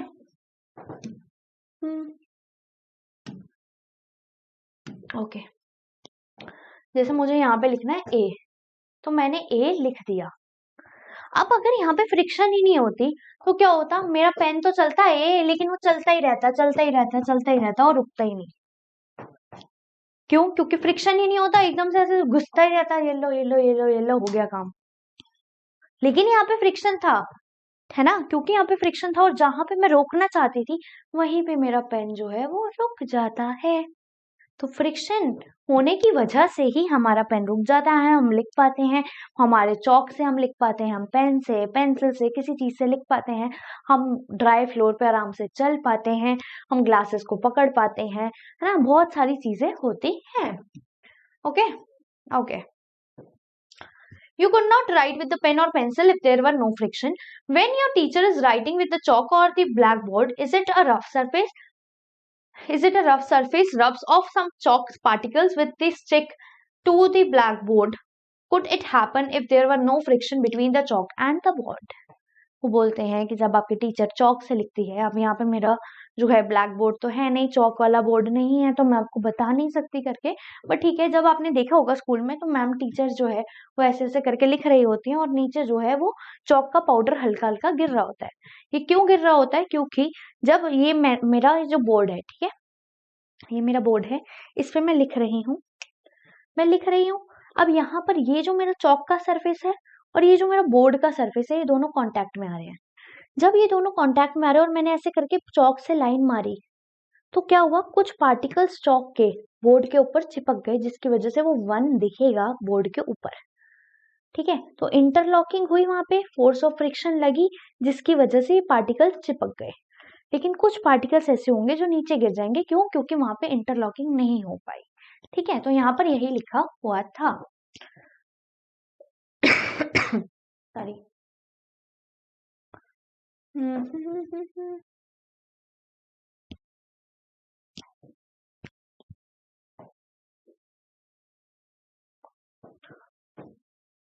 हैं अपनी स्लाइड पर। थोड़ा सा जो है यहाँ पर हमें देखने को मिल रहा है कि हमारी स्लाइड आगे पीछे हो गई है। ओके, आ गए हम अपनी स्लाइड पे। ठीक है, तो कुल्हड़ आपने पकड़ा, आराम से आप पकड़ लोगे। ग्लास जो है वो आपके हाथ से स्लिप करता रहेगा। चौक से जब लिखते हैं तो यहाँ पे चौक का पाउडर हमें नजर आता है ना। क्यों आता है? क्योंकि वहां पे इंटरलॉकिंग नहीं हो पाई और चौक का पाउडर नीचे गिर गया। लेकिन जो यहाँ पे हमें चौक से लिखा हुआ नजर आ रहा है, ये इंटरलॉकिंग और फ्रिक्शन की वजह से ही नजर आ रहा है। और इंटरलॉकिंग और फ्रिक्शन की वजह से ही हम लिख पाते हैं, हम चल पाते हैं, हम बैठ पाते हैं, हम सो पाते हैं। अगर यहाँ पे फ्रिक्शन ही नहीं होती तो शायद अगर मैं अपने बेड पे ऐसे लेटी हूँ तो मैं लेटते लेटते पता नहीं कहाँ चली जाती। ठीक है, जैसे कि आप टेबल पे बैठे हैं तो बैठे बैठे पता नहीं कहाँ चले जाते अगर आपके यहाँ पे फ्रिक्शन नहीं होती। और अगर आप साइकिल चला रहे हैं, ठीक है, तो आप ब्रेक्स मार रहे हैं फ्रिक्शन के लिए। बट ठीक है, अगर आपके ब्रेक व्रेक कुछ नहीं है या आपके यहाँ बिल्कुल फ्रिक्शन नहीं है, आपकी साइकिल ही कभी नहीं रुकेगी। तो अगर आप कश्मीर में बैठे हैं तो कन्याकुमारी तक आपकी साइकिल चलती रहेगी। तो फ्रिक्शन इंपॉर्टेंट है, क्योंकि अगर फ्रिक्शन ही नहीं होगी तो आप क्या करेंगे? आप चलते ही रह जाएंगे और आप रुक नहीं पाएंगे। तो रुकने के लिए फ्रिक्शन भी जरूरी होती है। ठीक है, ऐसा एग्जाम्पल मैंने वो ए बना के भी दिखाया आपको। अगर फ्रिक्शन नहीं होगी तो वो सीधा सीधा सीधा सीधा चलता रहेगा, गुचुड़ मुचुड़ हो जाएगा और प्रॉपर चीज नहीं बन पाएगी, है ना। Okay, If an object started moving, it would never stop if there were no friction. यही मैंने आपको बताया। मैंने कहा कि जब भी कोई फ्रिक्शन नहीं रही अगर हमारी दुनिया में, तो यहाँ पर कोई भी ऑब्जेक्ट जो है वो रुकेगा नहीं। फॉर एग्जाम्पल, मेरा कैमरा सामने लगा हुआ है, अगर फ्रिक्शन नहीं होगा तो वो बोर्ड के ऊपर नहीं चिपका रहेगा। और बोर्ड के ऊपर अगर वो नहीं चिपका हुआ तो वो कभी इधर जाएगा, इधर जाएगा, इधर जाएगा, घूमता फिरता नाचता रहेगा। ठीक है, और मैं पता नहीं कैसे आपको पढ़ा रही होंगी, है ना, मतलब पढ़ा ही नहीं पाऊंगी ऑब्वियसली। अब जैसे अगर आप मेरे सामने बैठे हैं, ठीक है, हम ऑफलाइन क्लास कर रहे हैं, तो आप चेयर पे बैठे हैं या बेंच पे बैठे हैं और सुन रहे हैं मुझे, तो इसलिए सुन पा रहे हैं क्योंकि आप स्टेबल हैं, और वो स्टेबल आप फ्रिक्शन की वजह से हैं। अगर फ्रिक्शन नहीं होता तो आप स्टेबल नहीं होते और आप भी नहीं बैठ पाते या आप भी खड़े नहीं हो पाते। ठीक है, आप भी रुक नहीं पाते। Okay ji.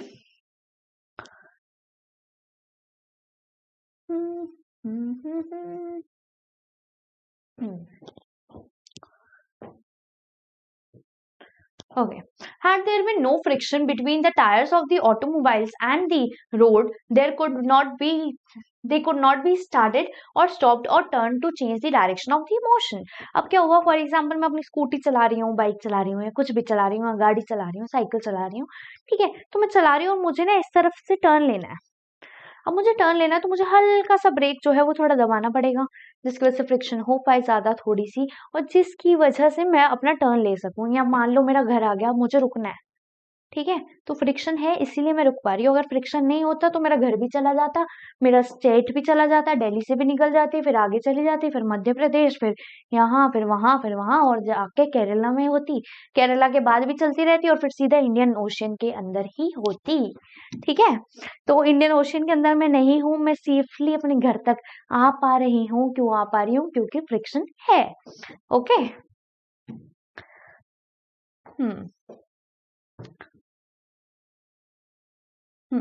You could not fix a nail in the wall और टाई अ नॉट। ठीक है, तो आप जो है, आप कोई भी वॉल में जो नेल लगाते हैं ना, हम कील ठोकते हैं, तो आप कील भी नहीं लगा पाते। क्यों? क्योंकि फ्रिक्शन ही नहीं हो पाता, तो कील ही नहीं रुकता, कील ही चलता रह जाता, और कील चलता रह जाता, आपका हथौड़ा भी चलता रह जाता, वो भी कहीं नहीं रुकता।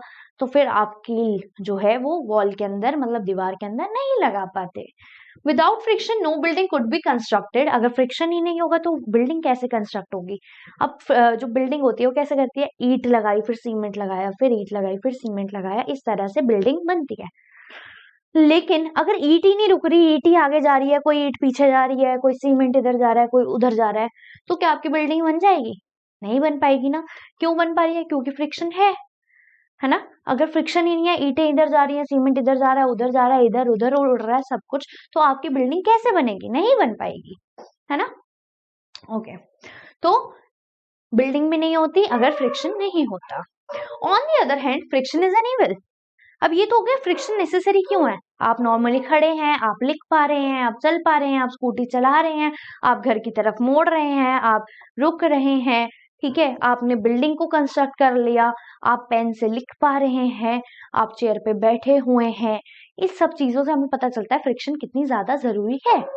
लेकिन फ्रिक्शन इविल भी है, फ्रिक्शन के कुछ नुकसान भी हैं, ज्यादा फ्रिक्शन हो जाना, ज्यादा नुकसान हो जाना, है ना। इस तरह से देखते हैं क्या होता है। Okay, on the other hand friction is an evil too, it wears out the materials whether they are screws, ball bearings or soles of the shoes। अब ये क्या होता है, ये जो है फ्रिक्शन जब ज्यादा हो जाती है ना, तो जो चीजें हैं वो वेयर आउट हो जाती है। वेयर आउट मतलब यहाँ पे क्या लिखा हुआ है, एक बार पढ़ लेते हैं, वेयर्स आउट, ठीक है। वेयर्स आउट हो जाती है मतलब चीजें जो है वो क्या बोलो, घिस जाती हैं, ठीक है, चीजें घिस जाती हैं, ठीक है।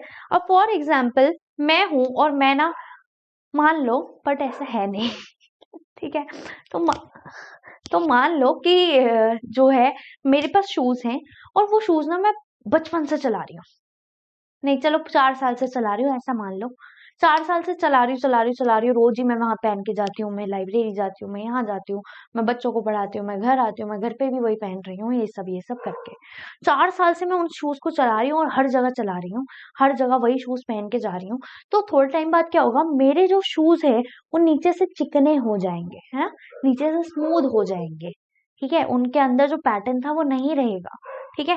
अब वो जब चिकने हुए ना, तो कभी भी मेरा जो है पैर हल्का सा भी ऐसे स्लाइटली मूव हुआ तो क्या होगा, मैं स्लिप कर जाऊंगी। अगर मैं सीढ़ियों से उतर रही हूँ, स्टेयर्स से उतर रही हूँ, तो क्या होगा, मैं एकदम से गिर सकती हूँ। अगर हल्का सा भी मेरा जो फ्लोर है वो वेट है, तो एकदम से मैं स्लिप कर सकती हूँ। आपने देखा होगा कुछ चप्पलें, कुछ शूज ऐसे होते हैं जो जल्दी स्लिप हो जाते हैं। क्यों होते हैं ये, क्योंकि उनका जो नीचे का जो है, शूज के नीचे का जो मटेरियल है वो बिल्कुल स्मूथ है, इसीलिए जो है वहां पे स्लिपनेस होती है, ठीक है, स्लिप हो जाते हैं हम लोग। तो यहाँ पर जो है, क्योंकि ज्यादा फ्रिक्शन हुई, ज्यादा मैं 4 सालों तक उसे घिसती रही, इसीलिए जो उसका मटेरियल है वो घिस गया, वो स्मूथ हो गया, और इसकी वजह से मैं एकदम धड़म करके नीचे गिर गई, ठीक है। तो इसीलिए फ्रिक्शन जो है वो इविल भी है, क्योंकि ज्यादा फ्रिक्शन हुआ, इसकी वजह से मेरी जो चीज थी, जो बिल्कुल नई 4 साल पहले ऐसे खतरनाक बढ़िया वाले क्या बोलते हैं, नीचे उसका सरफेस था, अब वो घिस पिट के बिल्कुल बेकार हो गया, स्मूथ फ्लैट हो गया है, और जिसकी वजह से, ज्यादा फ्रिक्शन की वजह से वो फ्लैट हो गया, और जिसकी वजह से मैं गिर चुकी हूँ, ठीक है, मतलब मैं स्लिप हो चुकी हूँ। इसी तरह हमने देखा है कुछ और चीजों में, जैसे कि हमारे घर की कुंडी होती है, वो काफी टाइम तक, अगर हम जैसे किसी घर में हम काफी टाइम तक नहीं गए, तो क्या होता है, उसके दरवाजे, खिड़कियां या बाकी चीजों से ना आवाज आने लग जाती है, गेट खोला तो, है ना, या कुंडी मारो तो इस तरह से आवाज आ रही होती है ना, आ रही होती है। ये क्यों आ रही होती है, क्योंकि वहां पे फ्रिक्शन जो है उसका क्या हो गया, सरफेस रफ हो गया, फ्रिक्शन ज्यादा हो रही है, जिसकी वजह से वो स्मूथली काम नहीं कर पा रहा है, ठीक है। तो इसको हम कम करने के लिए क्या यूज करते हैं, ल्यूब्रिकेंट्स का यूज करते हैं, कुछ और चीजों का यूज करते हैं, क्या क्या यूज करते हैं, क्यों करते हैं, सब कुछ बताते हैं, पढ़ते जाते हैं। ओके, तो इन शॉर्ट तो आपको समझ आ चुका है। ओके, चलिए,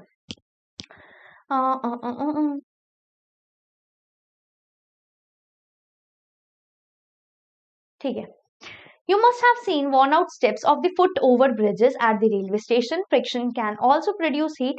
Friction से heat भी होती है। अब आप friction से heat कैसे होती है, आप नॉर्मली देख लो, आप अपने हाथ ज्यादा देर, क्योंकि अब ठंड भी हो रही है यार, मैंने टोपी भी लगाई हुई है, जब आपको ज्यादा ठंड लगे आप क्या करते हो, आप अपने हाथों को रब करते हो, हाथों को रब करते हो मतलब इसके अंदर फ्रिक्शन ज्यादा होती है, फ्रिक्शन ज्यादा होती है, जिसकी वजह से आपके हाथ गर्म हो जाते हैं और आप अपने आप को ऐसे ऐसे करके थोड़ा वार्म फील करवा पाते हैं, ठीक है। तो फ्रिक्शन की वजह से हीट भी जनरेट होती है।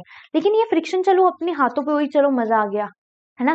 लेकिन फ्रिक्शन अगर कभी ऐसी चीज में हो जाए, जैसे मेरा इलेक्ट्रिकल बोर्ड है, यहाँ पे कुछ गड़बड़ हो जाए, है ना, कैमरा है या पंखा ही मान लो, पंखे में ज्यादा फ्रिक्शन हो रही है, वो चू चू चू चू चू करके चल रहा है, थोड़े टाइम बाद क्या होगा, वहां पे ज्यादा हीट हो जाएगी, और ज्यादा हीट की वजह से वहां पे जो मेरा पंखा है उसकी मशीनरी खराब हो जाएगी, डैमेज हो जाएगी, और मुझे पूरा पंखा नया लेना पड़ेगा या फिर उसको रिपेयर कराना पड़ेगा।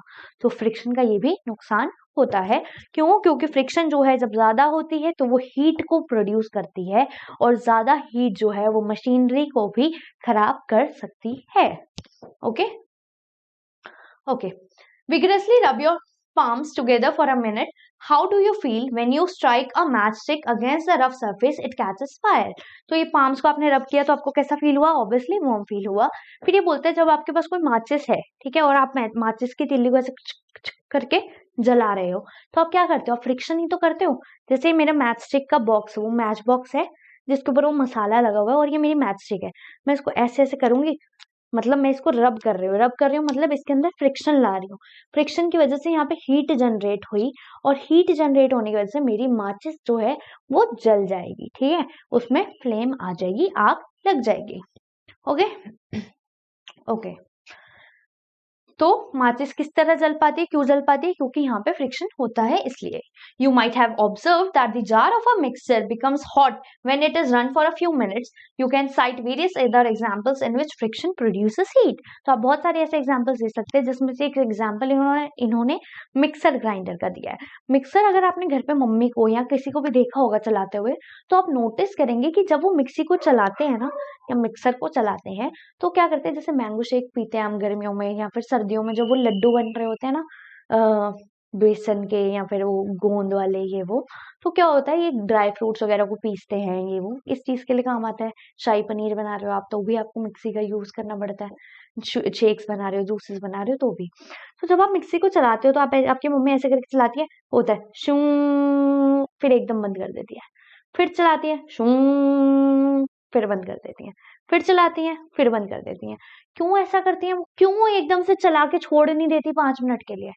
क्योंकि वो ज्यादा चलेगा, ज्यादा फ्रिक्शन होगी, ज्यादा हीट होगी, जिसकी वजह से आपकी जो मशीनरी है वो खराब हो जाएगी। आपका मिक्सर ग्राइंडर जो है वो वर्क करना बंद कर देगा, ठीक है।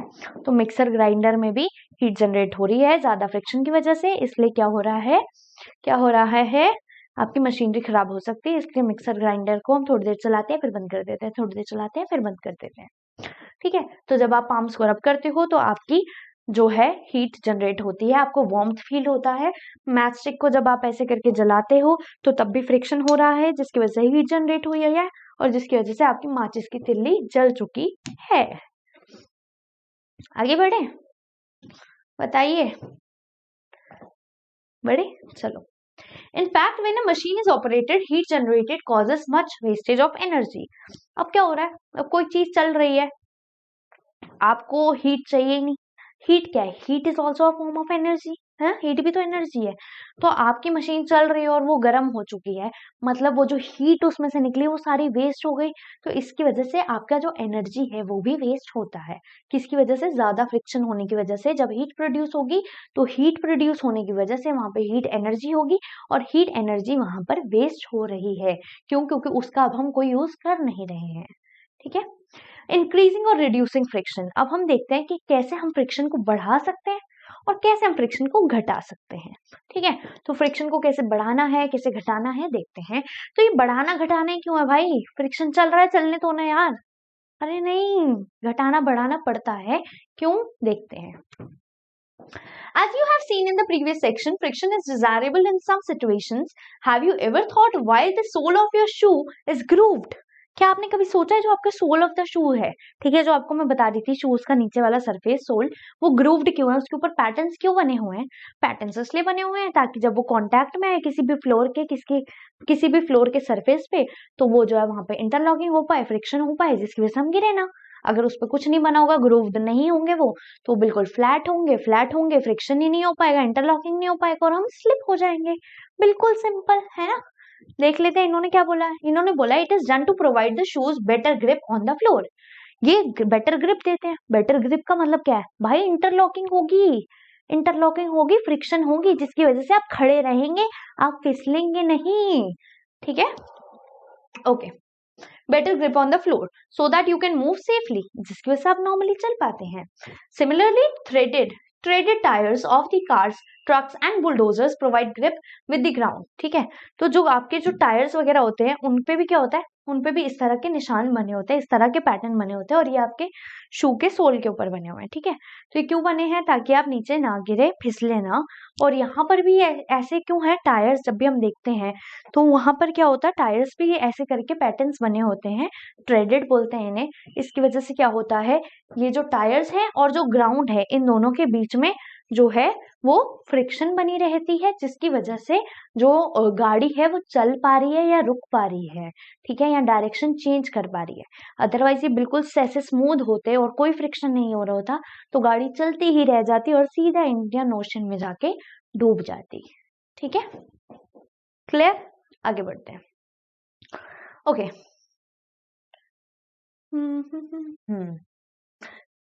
ठीक है। We deliberately increase friction by using brake pads in the brake system of the bicycles and automobiles. तो फ्रिक्शन को हम deliberately मतलब जानबूझकर यूज करते हैं। कहाँ पे यूज कर सकते हैं? जैसे ऑटोमोबाइल्स में, ठीक है। आप जो है रिक्शा है, आपके पास गाड़ी है, आपके पास व्हीकल्स हैं, तो आप क्या करते हैं? आप फ्रिक्शन का यूज करते हैं। आपके पास बाइसिकल है, आप क्या करते हैं? ब्रेक्स को लगाते हैं, ब्रेक्स को लगाते हैं, फ्रिक्शन ज्यादा होता है, फ्रिक्शन ज्यादा होने की वजह से आपकी गाड़ी रुक जाती है, या फिर अगर आपको गाड़ी को मूव करना है तो भी आप फ्रिक्शन को ज्यादा करते हैं और गाड़ी की डायरेक्शन चेंज कर लेते हैं।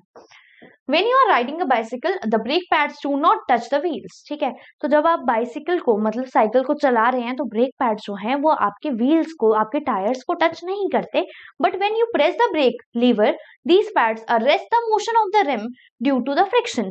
लेकिन जब आप ब्रेक पैड को ऐसे दबाते हो, ब्रेक के लीवर को दबाते हो, तो क्या होता है? जो आपके जो टायर के अंदर रिम्स लगी है उसको वो रोकता है, उसके मोशन को रोकता है। और जब टायर के रिम्स के मोशन को रोकता है तो व्हील्स ऑब्वियसली अपने आप ऑटोमेटिकली स्टॉप हो जाते हैं, रुक जाते हैं, जिसकी वजह से हम अपने घर, अपने ट्यूशन, अपने स्कूल आराम से पहुंच पाते हैं। But when you press the brake lever, these pads arrest the motion of the rim due to the friction. The wheel stops moving और जिसकी वजह से जो व्हील है, जो टायर है, वो रुक जाता है। You might have seen that the kabaddi players rub their hand with the soil for a better grip for their opponents. अच्छा, अब अगर आपने कबड्डी वगैरह देखा होगा तो कबड्डी में क्या होता है? वो कुछ कोर्स पाउडर अपने हाथों हाथों पे लगाते हैं, ठीक है। सॉरी, कबड्डी प्लेयर्स रब their hand with the soil. हाँ, तो कोई भी कोर्स पाउडर या फिर सॉइल वो लगाते हैं, ठीक है, जिसकी वजह से जब वो किसी को पकड़े ऐसे कबड्डी कबड्डी कबड्डी करें तो क्या हो, वो उसकी ग्रिप बनी रहे, ठीक है। तो उसकी ग्रिप बनी रहे, क्यों ग्रिप बनी रहे? क्योंकि आपने सैंड को, आपने सॉइल को हाथों में लगाया। अब आपका हाथ पहले से तो रफ था, आपने उस पर और सॉइल वॉइल लगा लिया, आपका हैंड अब और ज्यादा रफ हो गया, और रफ ज्यादा हो गया तो मतलब फ्रिक्शन ज्यादा हो जाएगी। फ्रिक्शन ज्यादा हो जाएगी तो आप सामने वाले बंदे को अच्छे से पकड़ पाएंगे, ठीक है, आपकी ग्रिप ज्यादा स्ट्रांग हो जाएगी, ठीक है। तो कबड्डी के टाइम पे जो ओपोनेंट्स के को पकड़ने के लिए जो कबड्डी प्लेयर है वो अपने हाथों में सॉइल का यूज करता है, जिसकी वजह से वहां पे फ्रिक्शन ज्यादा होती है और वो अपने ओपोनेंट को पकड़ पाता है। Gymnasts apply some coarse substance on their hands to increase friction for their better grip. ऐसे ही जिमनास्ट जो होते हैं वो भी कुछ कोर्स पाउडर अपने हाथों पे लगाते हैं, जिसकी वजह से उनकी जो ग्रिप है वो ज्यादा अच्छी हो जाए। आगे बढ़े, थोड़ा ही रह गया यार, अच्छे से समझ आ रहा है नहीं आ रहा? जल्दी से कमेंट सेक्शन में मुझे बता दीजिए, ठीक है। In some situations, however, friction is undesirable and we would want to minimize it. कहते हैं कुछ सिचुएशन में फ्रिक्शन क्या होती है? अनडिजायरेबल होती है, जहां पे हमें उनसे कम करना होता है। जैसे कि हमारा जो पंखा है वो ज्यादा शू टू टू टू कर रहा है, तो क्या होता है? हमें थोड़ा टाइम बाद ना इरिटेशन होने लग जाती है, सर दर्द होने लग जाता है, यार बंद करो इसे। पर गर्मी है तो भाई पंखा चलाना पड़ेगा, है ना, कूलर चलाना पड़ेगा, एसी चलाना पड़ेगा। साथ ही साथ जब हमारा गेट जब हम खोलते हैं तो वो टूं करके आवाज आए, वो कब तक सुन लोगे यार? और टाइम बाद तुम क्या करोगे? यार इसमें तेल वेल डलवाओ, सब कुछ सही करवाओ, ये अच्छा नहीं लगता, है ना। कुंडी को ऐसे टाइटली बंद करो, टी टी टी, इतना जोर क्यों लगाना? फ्रिक्शन की वजह से वो ज्यादा खराब हो चुकी है ना। तो वहां पर भी हम क्या करते हैं? मशीन ऑयल का यूज करते हैं, जिसकी वजह से जो हमारी कुंडी है वो जो है वो आराम से स्मूथली बंद हो जाती है और वो आवाज नहीं करती है। तो ऐसी सिचुएशंस कभी कभार आती है जहाँ पे फ्रिक्शन जो है वो अनडिजायरेबल होती है, हमें चाहिए नहीं होती, लेकिन तब भी फ्रिक्शन हो रही होती है। तो क्योंकि वहां पे ज्यादा फ्रिक्शन हो रही है, इसीलिए हम क्या करते हैं? कुछ ऐसी चीजों का यूज करते हैं जहां पे हम फ्रिक्शन को कम कर सकें। मैंने क्या बोला? फ्रिक्शन को कम कर सके, क्योंकि खत्म तो हम फ्रिक्शन को कभी नहीं कर सकते, चाहे कितना भी मर्जी स्मूथ सरफेस आप बना लीजिए। Why do you sprinkle fine powder on the carrom board? अब आपने देखा होगा गर्मियों की छुट्टियां पड़ती हैं या आप सर्दियों की पड़ी होंगी थोड़े दिन पहले, तो आपने कैरम बोर्ड वगैरह खेला होगा अपने दोस्तों के साथ, अपने रिलेटिव्स के साथ, मतलब उनके बच्चों के साथ, सिबलिंग्स के साथ, है ना। तो जब आपने खेला होगा तो आप क्या करते हो? कैरम बोर्ड पे आप पाउडर डालते हैं, जिसकी वजह से आप आराम से ऐसे करके मारते हैं और सीधा आराम से जो उसकी वो होती है गोटी, बोलते हैं ना हिंदी में, वो आराम से सीधा उसके अंदर चली जाती है और आप जीत जाते हैं। लेकिन अगर आप पाउडर नहीं डालते तो क्या होता है, वो थोड़ी दूर जाके रुक जाता है। लेकिन जब आप पाउडर डाल देते हैं वो एकदम से शू करके आगे जाती है। इसका मतलब क्या है, इसका मतलब ये है पाउडर डालना वहां पे। अब यहाँ पे पाउडर डाला, फाइन पाउडर, ठीक है, वो फाइन पाउडर डाला जिसकी वजह से जो बोर्ड है वो चिकना हो गया। चिकना हो गया मतलब इंटरलॉकिंग कम हो गई, इंटरलॉकिंग कम हो गई मतलब फ्रिक्शन कम हो गई, फ्रिक्शन कम हो गई मतलब अब वो ज्यादा दूर तक जाएगा। लेकिन जब आपने बोर्ड पे, कैरम बोर्ड पे जो है फाइन पाउडर नहीं डाला तो क्या होगा, आपका बोर्ड जो है उसका सरफेस रफ होगा। रफ होगा तो आपने उसको मारा, लेकिन वो थोड़ा ही आगे गया और फिर वो आगे नहीं गया, ठीक है, मतलब वो थोड़ा दूर जाता है फिर रुक जाता है, ठीक है। तो हमने क्या करा, उसमें फ्रिक्शन को कम करने के लिए हमने वहां पर फाइन पाउडर का यूज किया। थोड़ी देर पहले हमने क्या देखा था, जब हमें फ्रिक्शन को बढ़ाना था तो क्या हो रहा था, जो कबड्डी प्लेयर हैं वो सॉइल को रब कर रहे थे, जिमनास्ट अपने हाथों में कोर्स पाउडर लगा रहे थे, मतलब मोटे वाला खरबरा पाउडर, है ना, ताकि जो फ्रिक्शन ज्यादा हो सके। अब फ्रिक्शन कम करनी थी तो इन्होंने फाइन पाउडर का यूज करा, कहाँ पे, कैरम बोर्ड में। You might have noticed that when a few drops of the oils are poured into the hinges of the door moves smoothly. जब डोर के वो साइडों में वो जगह होती है, अगर वहां पर आप डोर के पास जो है ऑयल की ड्रॉप्स डाल देते हैं तो डोर जो है वो स्मूथली मूव करने लग जाता है, आवाज नहीं करता। क्यों नहीं करता, क्योंकि वहां पे फ्रिक्शन कम हो जाती है, जिसकी वजह से आपको आवाज नहीं आती और वहां पे फिर हीट जनरेट भी नहीं होती। Okay. A bicycle and the motor mechanic uses greases between the moving parts of these machines. अब क्या होता है, ग्रीसेस का भी यूज होता है ना। जब क्या होता है, हम लगवाते हैं तो ग्रीस खत्म हो गई, भैया इस पे ग्रीस लगा दो अच्छे से, ज्यादा ताकत लगानी पड़ रही है ना। ज्यादा ताकत क्यों लगानी पड़ती है, क्योंकि फ्रिक्शन ज्यादा लग रहा है। फ्रिक्शन ज्यादा लग रहा है तो ज्यादा फोर्स लगेगा, है ना। तो ज्यादा फोर्स ना लगाना पड़े इसलिए हम वहां पे ग्रीस का यूज करते हैं, ऑयल्स का यूज करते हैं, जिसकी वजह से फ्रिक्शन कम हो और हम स्मूथली अपनी जो मशीन्स है उसका अच्छे से यूज कर पाए। Okay, in all the above cases we want to reduce the friction in order to increase efficiency. इन सभी में हमने क्या करा, जो अभी हमने पढ़ा ऊपर, इन सभी में हमने ये देखा कि हमें फ्रिक्शन को कम करना था ताकि हम मशीन की या किसी भी चीज की एफिशिएंसी को ज्यादा बढ़ा सके। जैसे कैरम बोर्ड पे हमने पाउडर डाला ताकि फ्रिक्शन कम हो और वो अच्छे से गोटी जो है वो आगे चली जाए। ऐसे ही हमने क्या किया था, हमने दरवाजों में मतलब डोर के साइडों में तेल डाला जिसकी वजह से डोर स्मूथली मूव करने लग गया। ऐसे ही साइकिल के जो मूविंग पार्ट्स है वहां पे हमने ग्रीस लगवाई ताकि वो इजीली मूव कर सके, ठीक है। क्यों, क्योंकि वहां पे फ्रिक्शन कम हो जाए और जिसकी वजह से एफिशिएंसी जो है हमारी मशीन की या हमारी किसी भी चीज की वो बढ़ सके। When oil, grease and graphite is applied between the moving parts of a machine, a thin layer is formed there and the moving surfaces do not directly rub each other. ठीक है, तो इन्होंने बोला जब भी आप किसी चीज के ऊपर, जैसे ये एक सरफेस है और ये दूसरा सरफेस है, अगर मैंने इसके ऊपर तेल या फिर ग्रीस या फिर ग्रेफाइट को लगा दिया, ग्रेफाइट भी एक ल्यूब्रिकेंट है, तो क्या होता है आपके पास, मैंने इसके ऊपर एक लेयर लगा दी, ठीक है। जब मैंने इसके ऊपर ये लेयर लगा दी तो क्या होता है, आपका ये जो सरफेस है ये क्या होगा, इस सरफेस और इस सरफेस के बीच में एक लेयर बन जाएगी तेल की, ग्रेस की या फिर ग्रेफाइट की, जिसकी वजह से फ्रिक्शन कम होगा obviously. Okay, formed there and moving surface do not directly rub each other.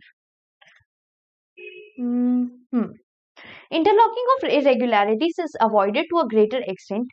Interlocking को अवॉइड किया जाता है, फ्रिक्शन को कम करना है तो ऑब्वियसली आपको इंटरलॉकिंग को कम करना पड़ेगा, है ना। इंटरलॉकिंग को कम किया जाता है और किसकी वजह से, ल्यूब्रिकेंट लगाने की वजह से, ऑयल, ग्रीस और क्या बोला हमने, ग्रेफाइट लगाने से। मूवमेंट्स बिकम स्मूथ, इसकी वजह से मूवमेंट स्मूथ हो जाती है क्योंकि इंटरलॉकिंग कम हो गई, फ्रिक्शन कम हो गया तो ऑब्वियसली मूवमेंट स्मूथ हो जाएगी। The substances which reduce friction are called lubricants. ऐसे सब्सटेंसेस जिसकी वजह से फ्रिक्शन कम हो जाती है, ठीक है, और स्मूथनेस बढ़ जाती है, ऐसे सब्सटेंसेस जिसकी वजह से फ्रिक्शन कम हो जाएगी और स्मूथनेस बढ़ जाएगी, उन्हें हम ल्यूब्रिकेंट्स कहते हैं, उन्हें हम ल्यूब्रिकेंट्स कहते हैं। अच्छा, अगर मैं आपको बोलूं 3 ल्यूब्रिकेंट्स बताओ, ऑयल, ग्रीस, ग्रेफाइट, ठीक है। In some machines it may not be advisable to use oil as lubricant, ठीक है। अब कुछ मशीन्स ऐसी होती है जिसके अंदर आप तेल नहीं डाल सकते हो, आप ग्रीस या ग्रेफाइट नहीं लगा सकते, तो वहां पे कुछ और तरह के ल्यूब्रिकेंट्स के फॉर्म में लगाई जाते हैं, मतलब ल्यूब्रिकेंट की जगह कुछ और चीजें लगाई जाती हैं। And air cushion between the moving parts is used to reduce the friction.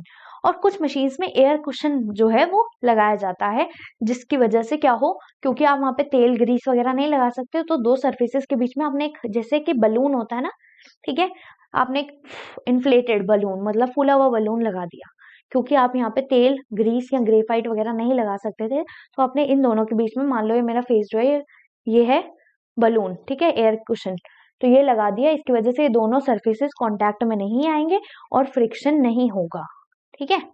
तो एयर कुशन भी हम यूज कर सकते हैं फ्रिक्शन को कम करने के लिए। कहाँ पे हम एयर कुशन का यूज करते हैं? जहां पर हम ऑयल ग्रीस या फिर ग्रेफाइट को यूज नहीं कर पाते हैं। कैरम बोर्ड के ऊपर आपने ये फाइन पाउडर डालते हुए देखा होगा। व्हील्स रिड्यूस फ्रिक्शन, ये बोलते हैं व्हील्स जो हैं वो रिड्यूस करते हैं फ्रिक्शन को।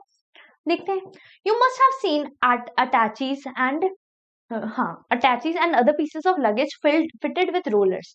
अच्छा, हमने कई बार देखा है, आप कहीं घूमने जाते हैं तो क्या होता है, घर पे अटैची होती है ना सूटकेस, है ना, तो आपने सूटकेस के नीचे देखा होगा वो रोलर्स से लगे हुए हैं, ठीक है। तो ये जो रोलर्स होते हैं ये हमने देखे हैं, even a child can pull such a piece of luggage. अच्छा, अब कोई अगर ऐसे ही मान लो, वो जो पुराने जमाने में वो ट्रंक चलते थे ना, अगर देखे हो, मेरे घर पे पड़ा है मेरी नानी के जमाने का, है ना, आपने कभी देखा हो तो आप बताना, या फिर आप मान लो कोई हैवी बॉक्स है, ठीक है, या फिर आप मान लो एक टैची ही है लेकिन उसके ऊपर व्हीलर्स नहीं लगे, ठीक है, व्हील्स नहीं लगे हैं, रोलर्स नहीं लगे हैं, तो क्या होगा, आपको उसको मूव करने में ज्यादा फोर्स करना लगाना पड़ेगा, ज्यादा फ्रिक्शन होती है वहां पे। लेकिन अगर उसके साथ रोलर्स लगे हुए हैं तो क्या होता है, आपको फोर्स कम लगानी पड़ती है और आराम से आप उसे खींचते हुए ले जाते हैं। कभी नोटिस करिएगा, अगर आप कहीं बाहर जा रहे होंगे तो अगर आप नॉर्मली कोई बैग वैग ऐसे खींच के लेके जाते हैं तो आपको ज्यादा दिक्कत होगी, लेकिन अगर आप एक ऐसा बैग या सूटकेस लेके जाते हैं जिसके नीचे व्हील्स लगे हैं, रोलर्स लगे हैं, तो आप इजीली उसको मूव कर पाते हैं। इसकी वजह से क्या होता है, इसकी वजह से फ्रिक्शन कम हो जाता है और आपका फोर्स कम लगता है। किसकी वजह से भाई? रोलर्स की वजह से, है ना। Why is it so? ऐसा क्यों हुआ? लेट अस फाइंड आउट, चलो देखते हैं। When one body rolls over the surface of the another body, the resistance to its motion is called the rolling friction. अब भैया तीसरी तरह का फ्रिक्शन आ चुका है। मैंने बोला था स्टैटिक फ्रिक्शन, जब कोई बॉडी स्ट्रेट ऐसे खड़ी है, बैठी है, जो भी है, अब मुझे इसको हिलाना है, तो जब मैं इसको धक्का दूंगी तो ये हो गया मेरा स्टैटिक फ्रिक्शन। जब ये कोई बॉडी चल रही थी और मेरे को इसको थोड़ा और चलाना है तो मैंने इसको ऐसे धक्का दिया, ये हो गया मेरा स्लाइडिंग फ्रिक्शन। तीसरा फ्रिक्शन रोलिंग फ्रिक्शन। तीसरा फ्रिक्शन इज रोलिंग फ्रिक्शन। जब क्या होता है, क्या बोलता है, when one body rolls over the surface of another body, the resistance to its motion is called rolling friction. तो अब ये जो है, ये पेन रोल कर रहा है, ऐसे गोल गोल घूम कर जा रहा है ना, ठीक है, तो ये गोल गोल घूम कर जा रहा है, तो मतलब यहाँ पे रोलिंग फ्रिक्शन हो रहा है। अब आप मुझे बताएंगे, ये जो है ये इसके ऊपर रखा है, ठीक है, इसके ऊपर रखा है, अब मैं इसको मूव कर रही हूँ, ये हो गया मेरा स्टैटिक फ्रिक्शन। ये पहले से मूव कर रहा था, मैंने थोड़ा और फोर्स लगा दिया, ये हो गया मेरा स्लाइडिंग फ्रिक्शन। और अगर ये रोल करते हुए पेन जा रहा है या फिर कोई परफ्यूम की बोतल जा रही है, तो ये क्या हो जाएगा आपका, क्या हो जाएगा, रोलिंग फ्रिक्शन हो जाएगा, क्योंकि रोल करके जा रहा है। रोलिंग फ्रिक्शन में क्या होगा, एक जो है क्या बोलते हैं सरफेस होगा, उसके ऊपर दूसरा surface roll roll roll roll करके जा रहा होगा, that is rolling friction. Rolling reduces friction, इस रोलिंग की वजह से फ्रिक्शन बहुत कम हो जाती है। तो सबसे ज्यादा फ्रिक्शन स्टैटिक फ्रिक्शन, उससे कम फ्रिक्शन स्लाइडिंग फ्रिक्शन, और सबसे कम फ्रिक्शन रोलिंग फ्रिक्शन, ठीक है, सबसे ज्यादा स्टैटिक, उससे कम स्लाइडिंग और उससे कम rolling friction. It is always easier to roll than to slide a body over other, ठीक है, तो अगर आपको ऐसे घसीट के कोई बैग लेके जाना है तो आपको थोड़ा मुश्किल लगेगा, लेकिन अगर उसके नीचे व्हील्स लगे हैं, रोलर्स लगे हैं, तो आप उसे इजीली ले जाएंगे। तो मतलब स्लाइडिंग फ्रिक्शन से भी कम फोर्स लगता है रोलिंग फ्रिक्शन के अंदर। Okay, that is the reason it is convenient to pull the luggages fitted with the rollers. इसीलिए कन्वीनियंट हो जाता है हमारे लिए कि हम ऐसे लगेजेस को लेते हैं, सूटकेसेस को लेते हैं जिनके नीचे रोलर्स लगे होते हैं। Can you now understand why wheel is said to be one of the greatest invention of the mankind? क्या आप अब बता सकते हैं कि व्हील को ग्रेटेस्ट इन्वेंशन क्यों बोला गया? ठीक है, तो आप बता सकते हैं इसकी वजह से जो है मूवमेंट इजी हो जाती है, ठीक है। Okay, since the rolling friction is smaller than the sliding is replaced in most the machines by rolling by the use of ball bearings, ठीक है। तो स्लाइडिंग फ्रिक्शन से भी कम जो है वो रोलिंग फ्रिक्शन होता है। तो कभी कभार स्लाइडिंग फ्रिक्शन जहां लग रही होती है उसको हटाने के लिए हम क्या करते हैं, बॉल बेयरिंग्स जैसी चीजों का यूज करते हैं। क्यों? क्योंकि वो रोल करते हैं, और रोल कर रहे हैं तो मतलब रोलिंग फ्रिक्शन लग रहा है। तो जितना स्लाइडिंग फ्रिक्शन में भी वो थोड़ी बहुत हीट जनरेट कर रहा था, अब उससे भी कम हीट जनरेट या उससे भी कम फ्रिक्शन होगी अब रोलिंग फ्रिक्शन के थ्रू। इसीलिए हम जो फैंस वगैरह, सीलिंग्स वगैरह हैं, उसमें जब हम फैन वैन में जो फिटिंग विटिंग करवाते हैं तो वहां पे क्या होता है, वहां पे हम बॉल बेयरिंग्स का यूज करते हैं, या फिर अदर मशीनरीज में भी ऐसी चीजों का यूज किया जाता है। Common examples are the use of ball bearings between the hubs and axles of the ceiling fans in the bicycle. ठीक है, तो in the fan and bicycle, ठीक है। तो फैन और बाइसिकल के अंदर ऐसे बॉल बेयरिंग्स लगाई जाती हैं। ये जो बॉल बेयरिंग्स है यहाँ पे रोलिंग फ्रिक्शन होता है, जिसकी वजह से जो है ज्यादा फ्रिक्शन नहीं होता, जिसकी वजह से हीट भी ज्यादा जनरेट नहीं होती, और जो ज्यादा एफिशिएंसी बढ़ा देता है मशीनरी की। ठीक है, यहाँ पे आप देख सकते हैं बच्चा जो है वो ट्रॉली लेके जा रहे हैं, वो जो है सूटकेस लेके जा रहे हैं या अटैची लेके जा रहा है, उसके नीचे रोलर लगा है, इसलिए बच्चा आराम से घिस के नहीं, आराम से खींच के लेके जा रहा है। ठीक है, okay. Activity 12.4, take a few pencils which are cylindrical in shape. ठीक है, तो आपको कुछ पेंसिल्स लेनी है जो सिलेंड्रिकल है शेप में। इस तरह से आपने कोई पेन वेन पेंसिल वेंसिल ले लेनी है। ठीक है, place them parallel to each other on the table, place a thick book over it, now push the book और you observe that the pencils are rolling in the book when the book moves. Okay. Do you feel it easier to move the book in this way than to slide it? Do you think that the resistance to the motion of the book has been reduced? Have you seen heavy machinery being moved by placing logs? कुछ नहीं है, करके बता देते हैं, अच्छे से समझ आ जाएगा। ठीक है, तो let me find some pens.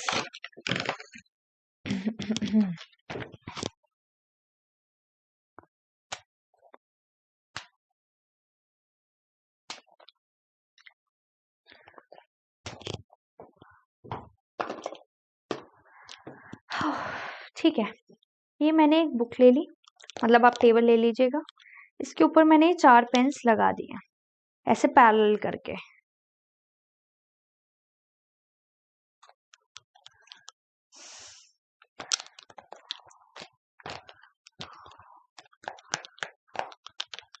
ठीक है, ये मैंने लगा दिए। इसके ऊपर मैं क्या करती हूँ, इसके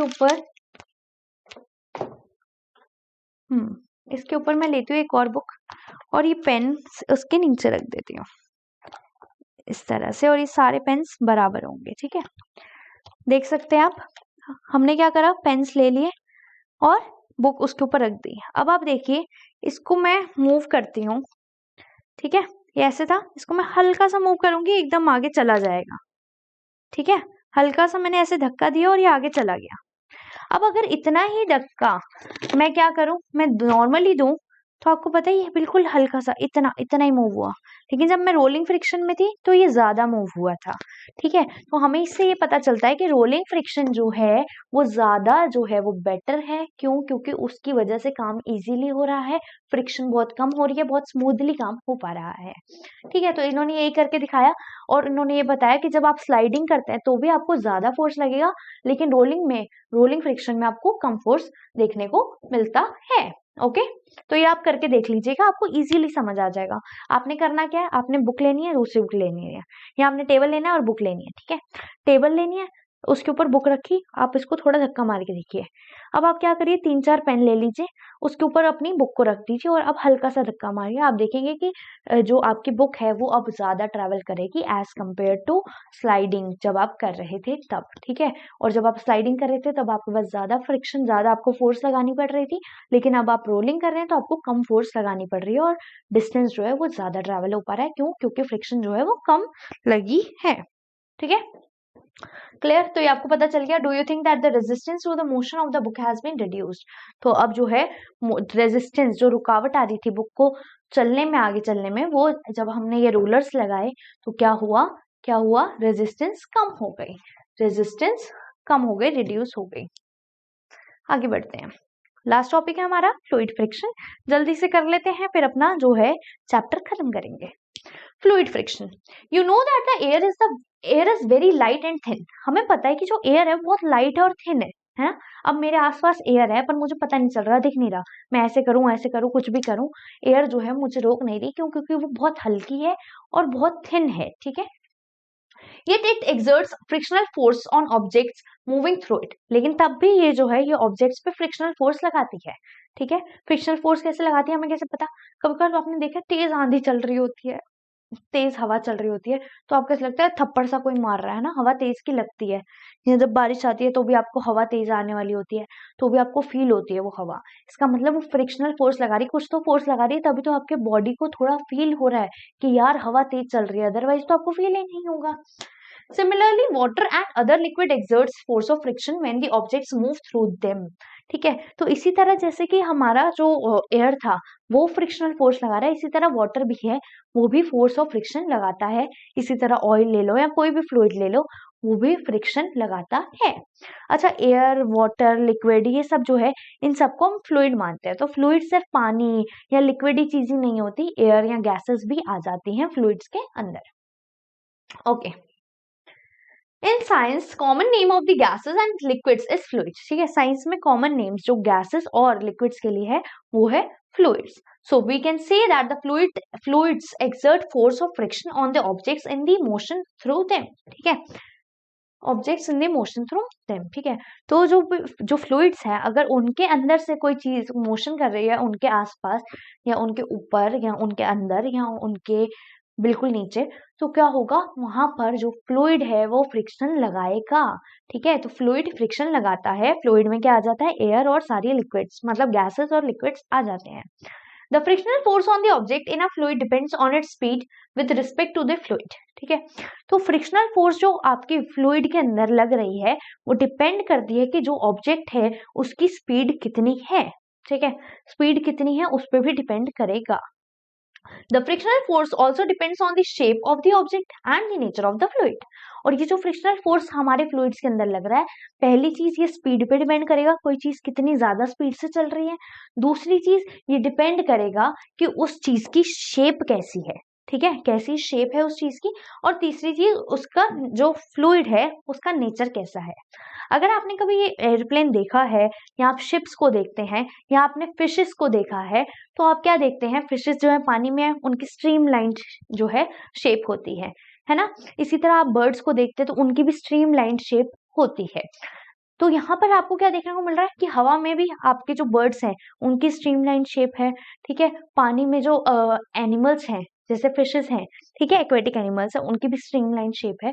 इसका मतलब ये है कि जो नेचर है उससे हमें हिंट मिल रहा है कि अगर आपको फ्लूइड में फ्रिक्शन कम करनी है, मतलब गैसेस या फिर लिक्विड्स में, तो आपको ना नैरो जो हो, आगे से नैरो और पीछे से थोड़ा मतलब क्या हो भाई, ब्रॉड फिर नैरो, इस तरह की आपको चीजें बनानी चाहिए जो जिसकी वजह से फ्लूइड फ्रिक्शन कम हो जाएगा, मतलब गैसेस और लिक्विड में फ्रिक्शन कम हो जाएगा। ठीक है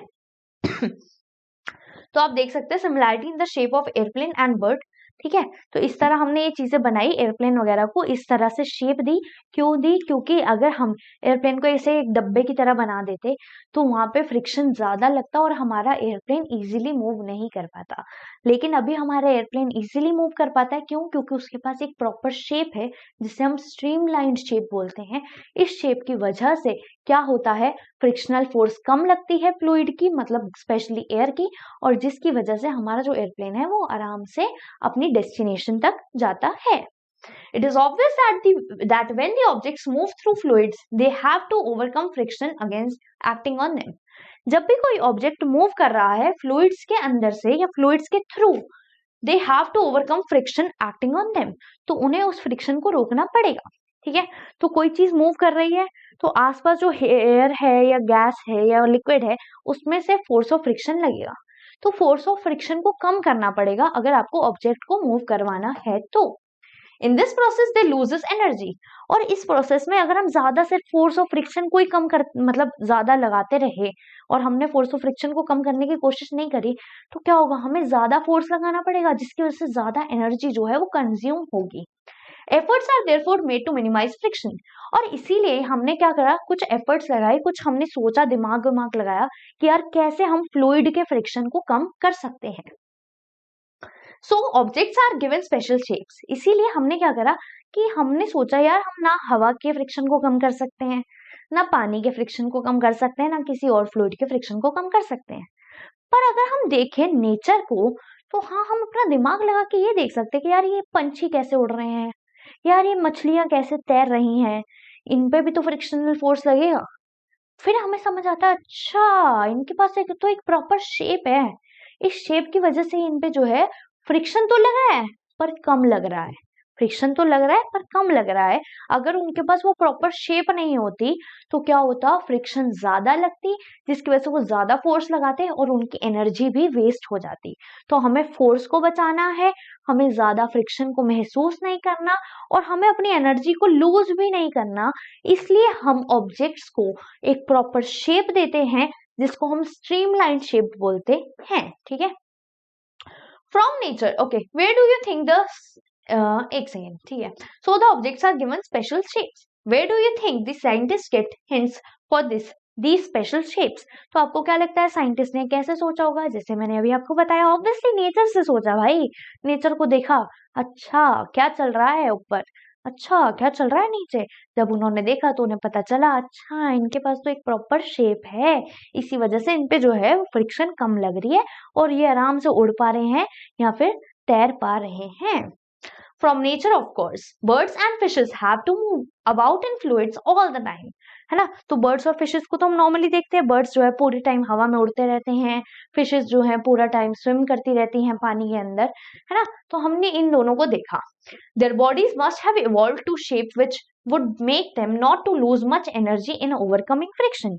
और टाइम के साथ साथ उनमें भी इवोल्यूशन हुआ होगा, जिसकी वजह से उनकी बॉडीज ने अब इस तरह से अपने आप को अडेप्ट कर लिया है, इस तरह से वो इवॉल्व हो चुकी हैं, चेंज हो चुकी हैं, जिसकी वजह से उनका जो बॉडी पे फ्रिक्शन है वो कम लगता है, और जिसकी वजह से उनकी एनर्जी ज्यादा वेस्ट नहीं होती। और वो कौन सी शेप है? वो स्ट्रीमलाइन शेप है। ठीक है, आगे से नैरो, पीछे से ब्रॉड, फिर narrow.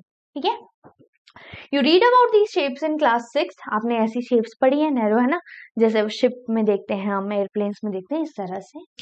Look carefully at the shape of airplanes. Airplanes की शेप को आप देखिए, तो जब आप देखेंगे तो आपको वो ऐसी नजर आएगी जैसे एक नॉर्मली बर्ड की शेप आपको नजर आती है। तो हमने ये आइडिया कहाँ से लिया कि हम फ्लूइड फ्रिक्शन को कम कैसे करें?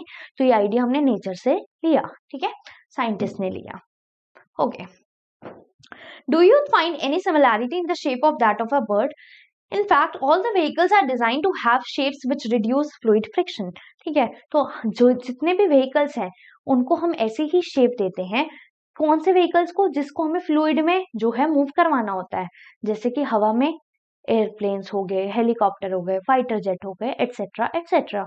अच्छा, नीचे पानी में जैसे शिप्स हो गई, बोट्स हो गई, सबमरीन्स हो गई, एटसेट्रा एटसेट्रा। ठीक है, तो इन सब चीजों को हम इसी तरह की शेप देते हैं, जिसकी वजह से फ्रिक्शन कम लगे, एफिशिएंसी ज्यादा हो, और क्या हो, एनर्जी का वेस्टेज ना हो। ठीक है, तो बताइएगा कि चैप्टर कैसा लगा। मुझे पता है चैप्टर लंबा हो गया, अप्रोक्सीमेटली 2 आवर्स का हो गया होगा, आई नो वेरी वेल, लेकिन आपको ये भी पता चल गया होगा कि मैंने एक ही चीज को 2-2 3-3 बार बोला है, हर चीज के साथ समझाया है। क्यों ऐसा करा है मैंने? इसीलिए करा है ताकि आपके दिमाग में चीजें बैठ जाएं और आपको कोई भी दिक्कत ना हो, कोई भी परेशानी ना हो। और आपने नोटिस किया होगा, अगर आपने अपनी एनसीईआरटी खोली होगी तो आपको पता होगा कि line to line, word to word मैंने आपको पढ़ाया है, जिसकी वजह से आपको अब कोई दिक्कत नहीं आने वाली। एक बार दोबारा से एनसीईआरटी को रीड कर लेना, ठीक है, और आप देखोगे अरे यार इतना हलवा था ये चैप्टर, इतना आसान था। ठीक है, और आई होप आपको मजा आया होगा, चैप्टर अच्छे से समझ आ गया होगा। कोई भी डिफिकल्टी हो, कोई भी क्वेरी हो, कोई भी क्वेश्चन हो, तो मुझे कमेंट सेक्शन में बता देना। और हाँ हाँ हाँ हाँ, ठीक है, अगर आप चाहते हैं कि मैं किसी भी चैप्टर पे वीडियो बनाऊं और आपको समझाऊं, तो आप नीचे मुझे कमेंट सेक्शन में लिख दीजिए। मैं पूरी कोशिश करूंगी कि मैं उस पर जल्द से जल्द वीडियो बना सकूं। और कमेंट सेक्शन में बताना वीडियो कैसी लगी, अच्छी लगी तो बताना, मुझे बहुत ज्यादा अप्रिसिएशन फील होगा। और अगर बुरी लगी या कुछ गलतियां आपको लगता है या कुछ आपको लगता है कि कुछ समझ नहीं आया, तो आप मुझे बताइएगा, मैं उसका रिप्लाई भी जरूर करूंगी और कोशिश करूंगी कि अगली बार आपको ऐसी कोई दिक्कत ना हो। ठीक है, तो अभी तक आप देख रहे थे मुझे, और मेरा नाम है हिना वर्मा। अगर आपने चैनल को सब्सक्राइब नहीं किया है तो कर लीजिए। वीडियो को लाइक कर दीजिए, सभी दोस्तों के साथ शेयर कर दो जिसकी वजह से मेरी मोटिवेशन बनी रहे और मैं आपके लिए ऐसे ही अच्छी वीडियोस लाती रहूँ, ठीक है? चलिए जल्दी से बेल आइकन को दबा दीजिए और तब तक के लिए मैं चलती हूँ, मिलती हूँ आप सभी से नेक्स्ट वीडियो में, तब तक नमस्कार।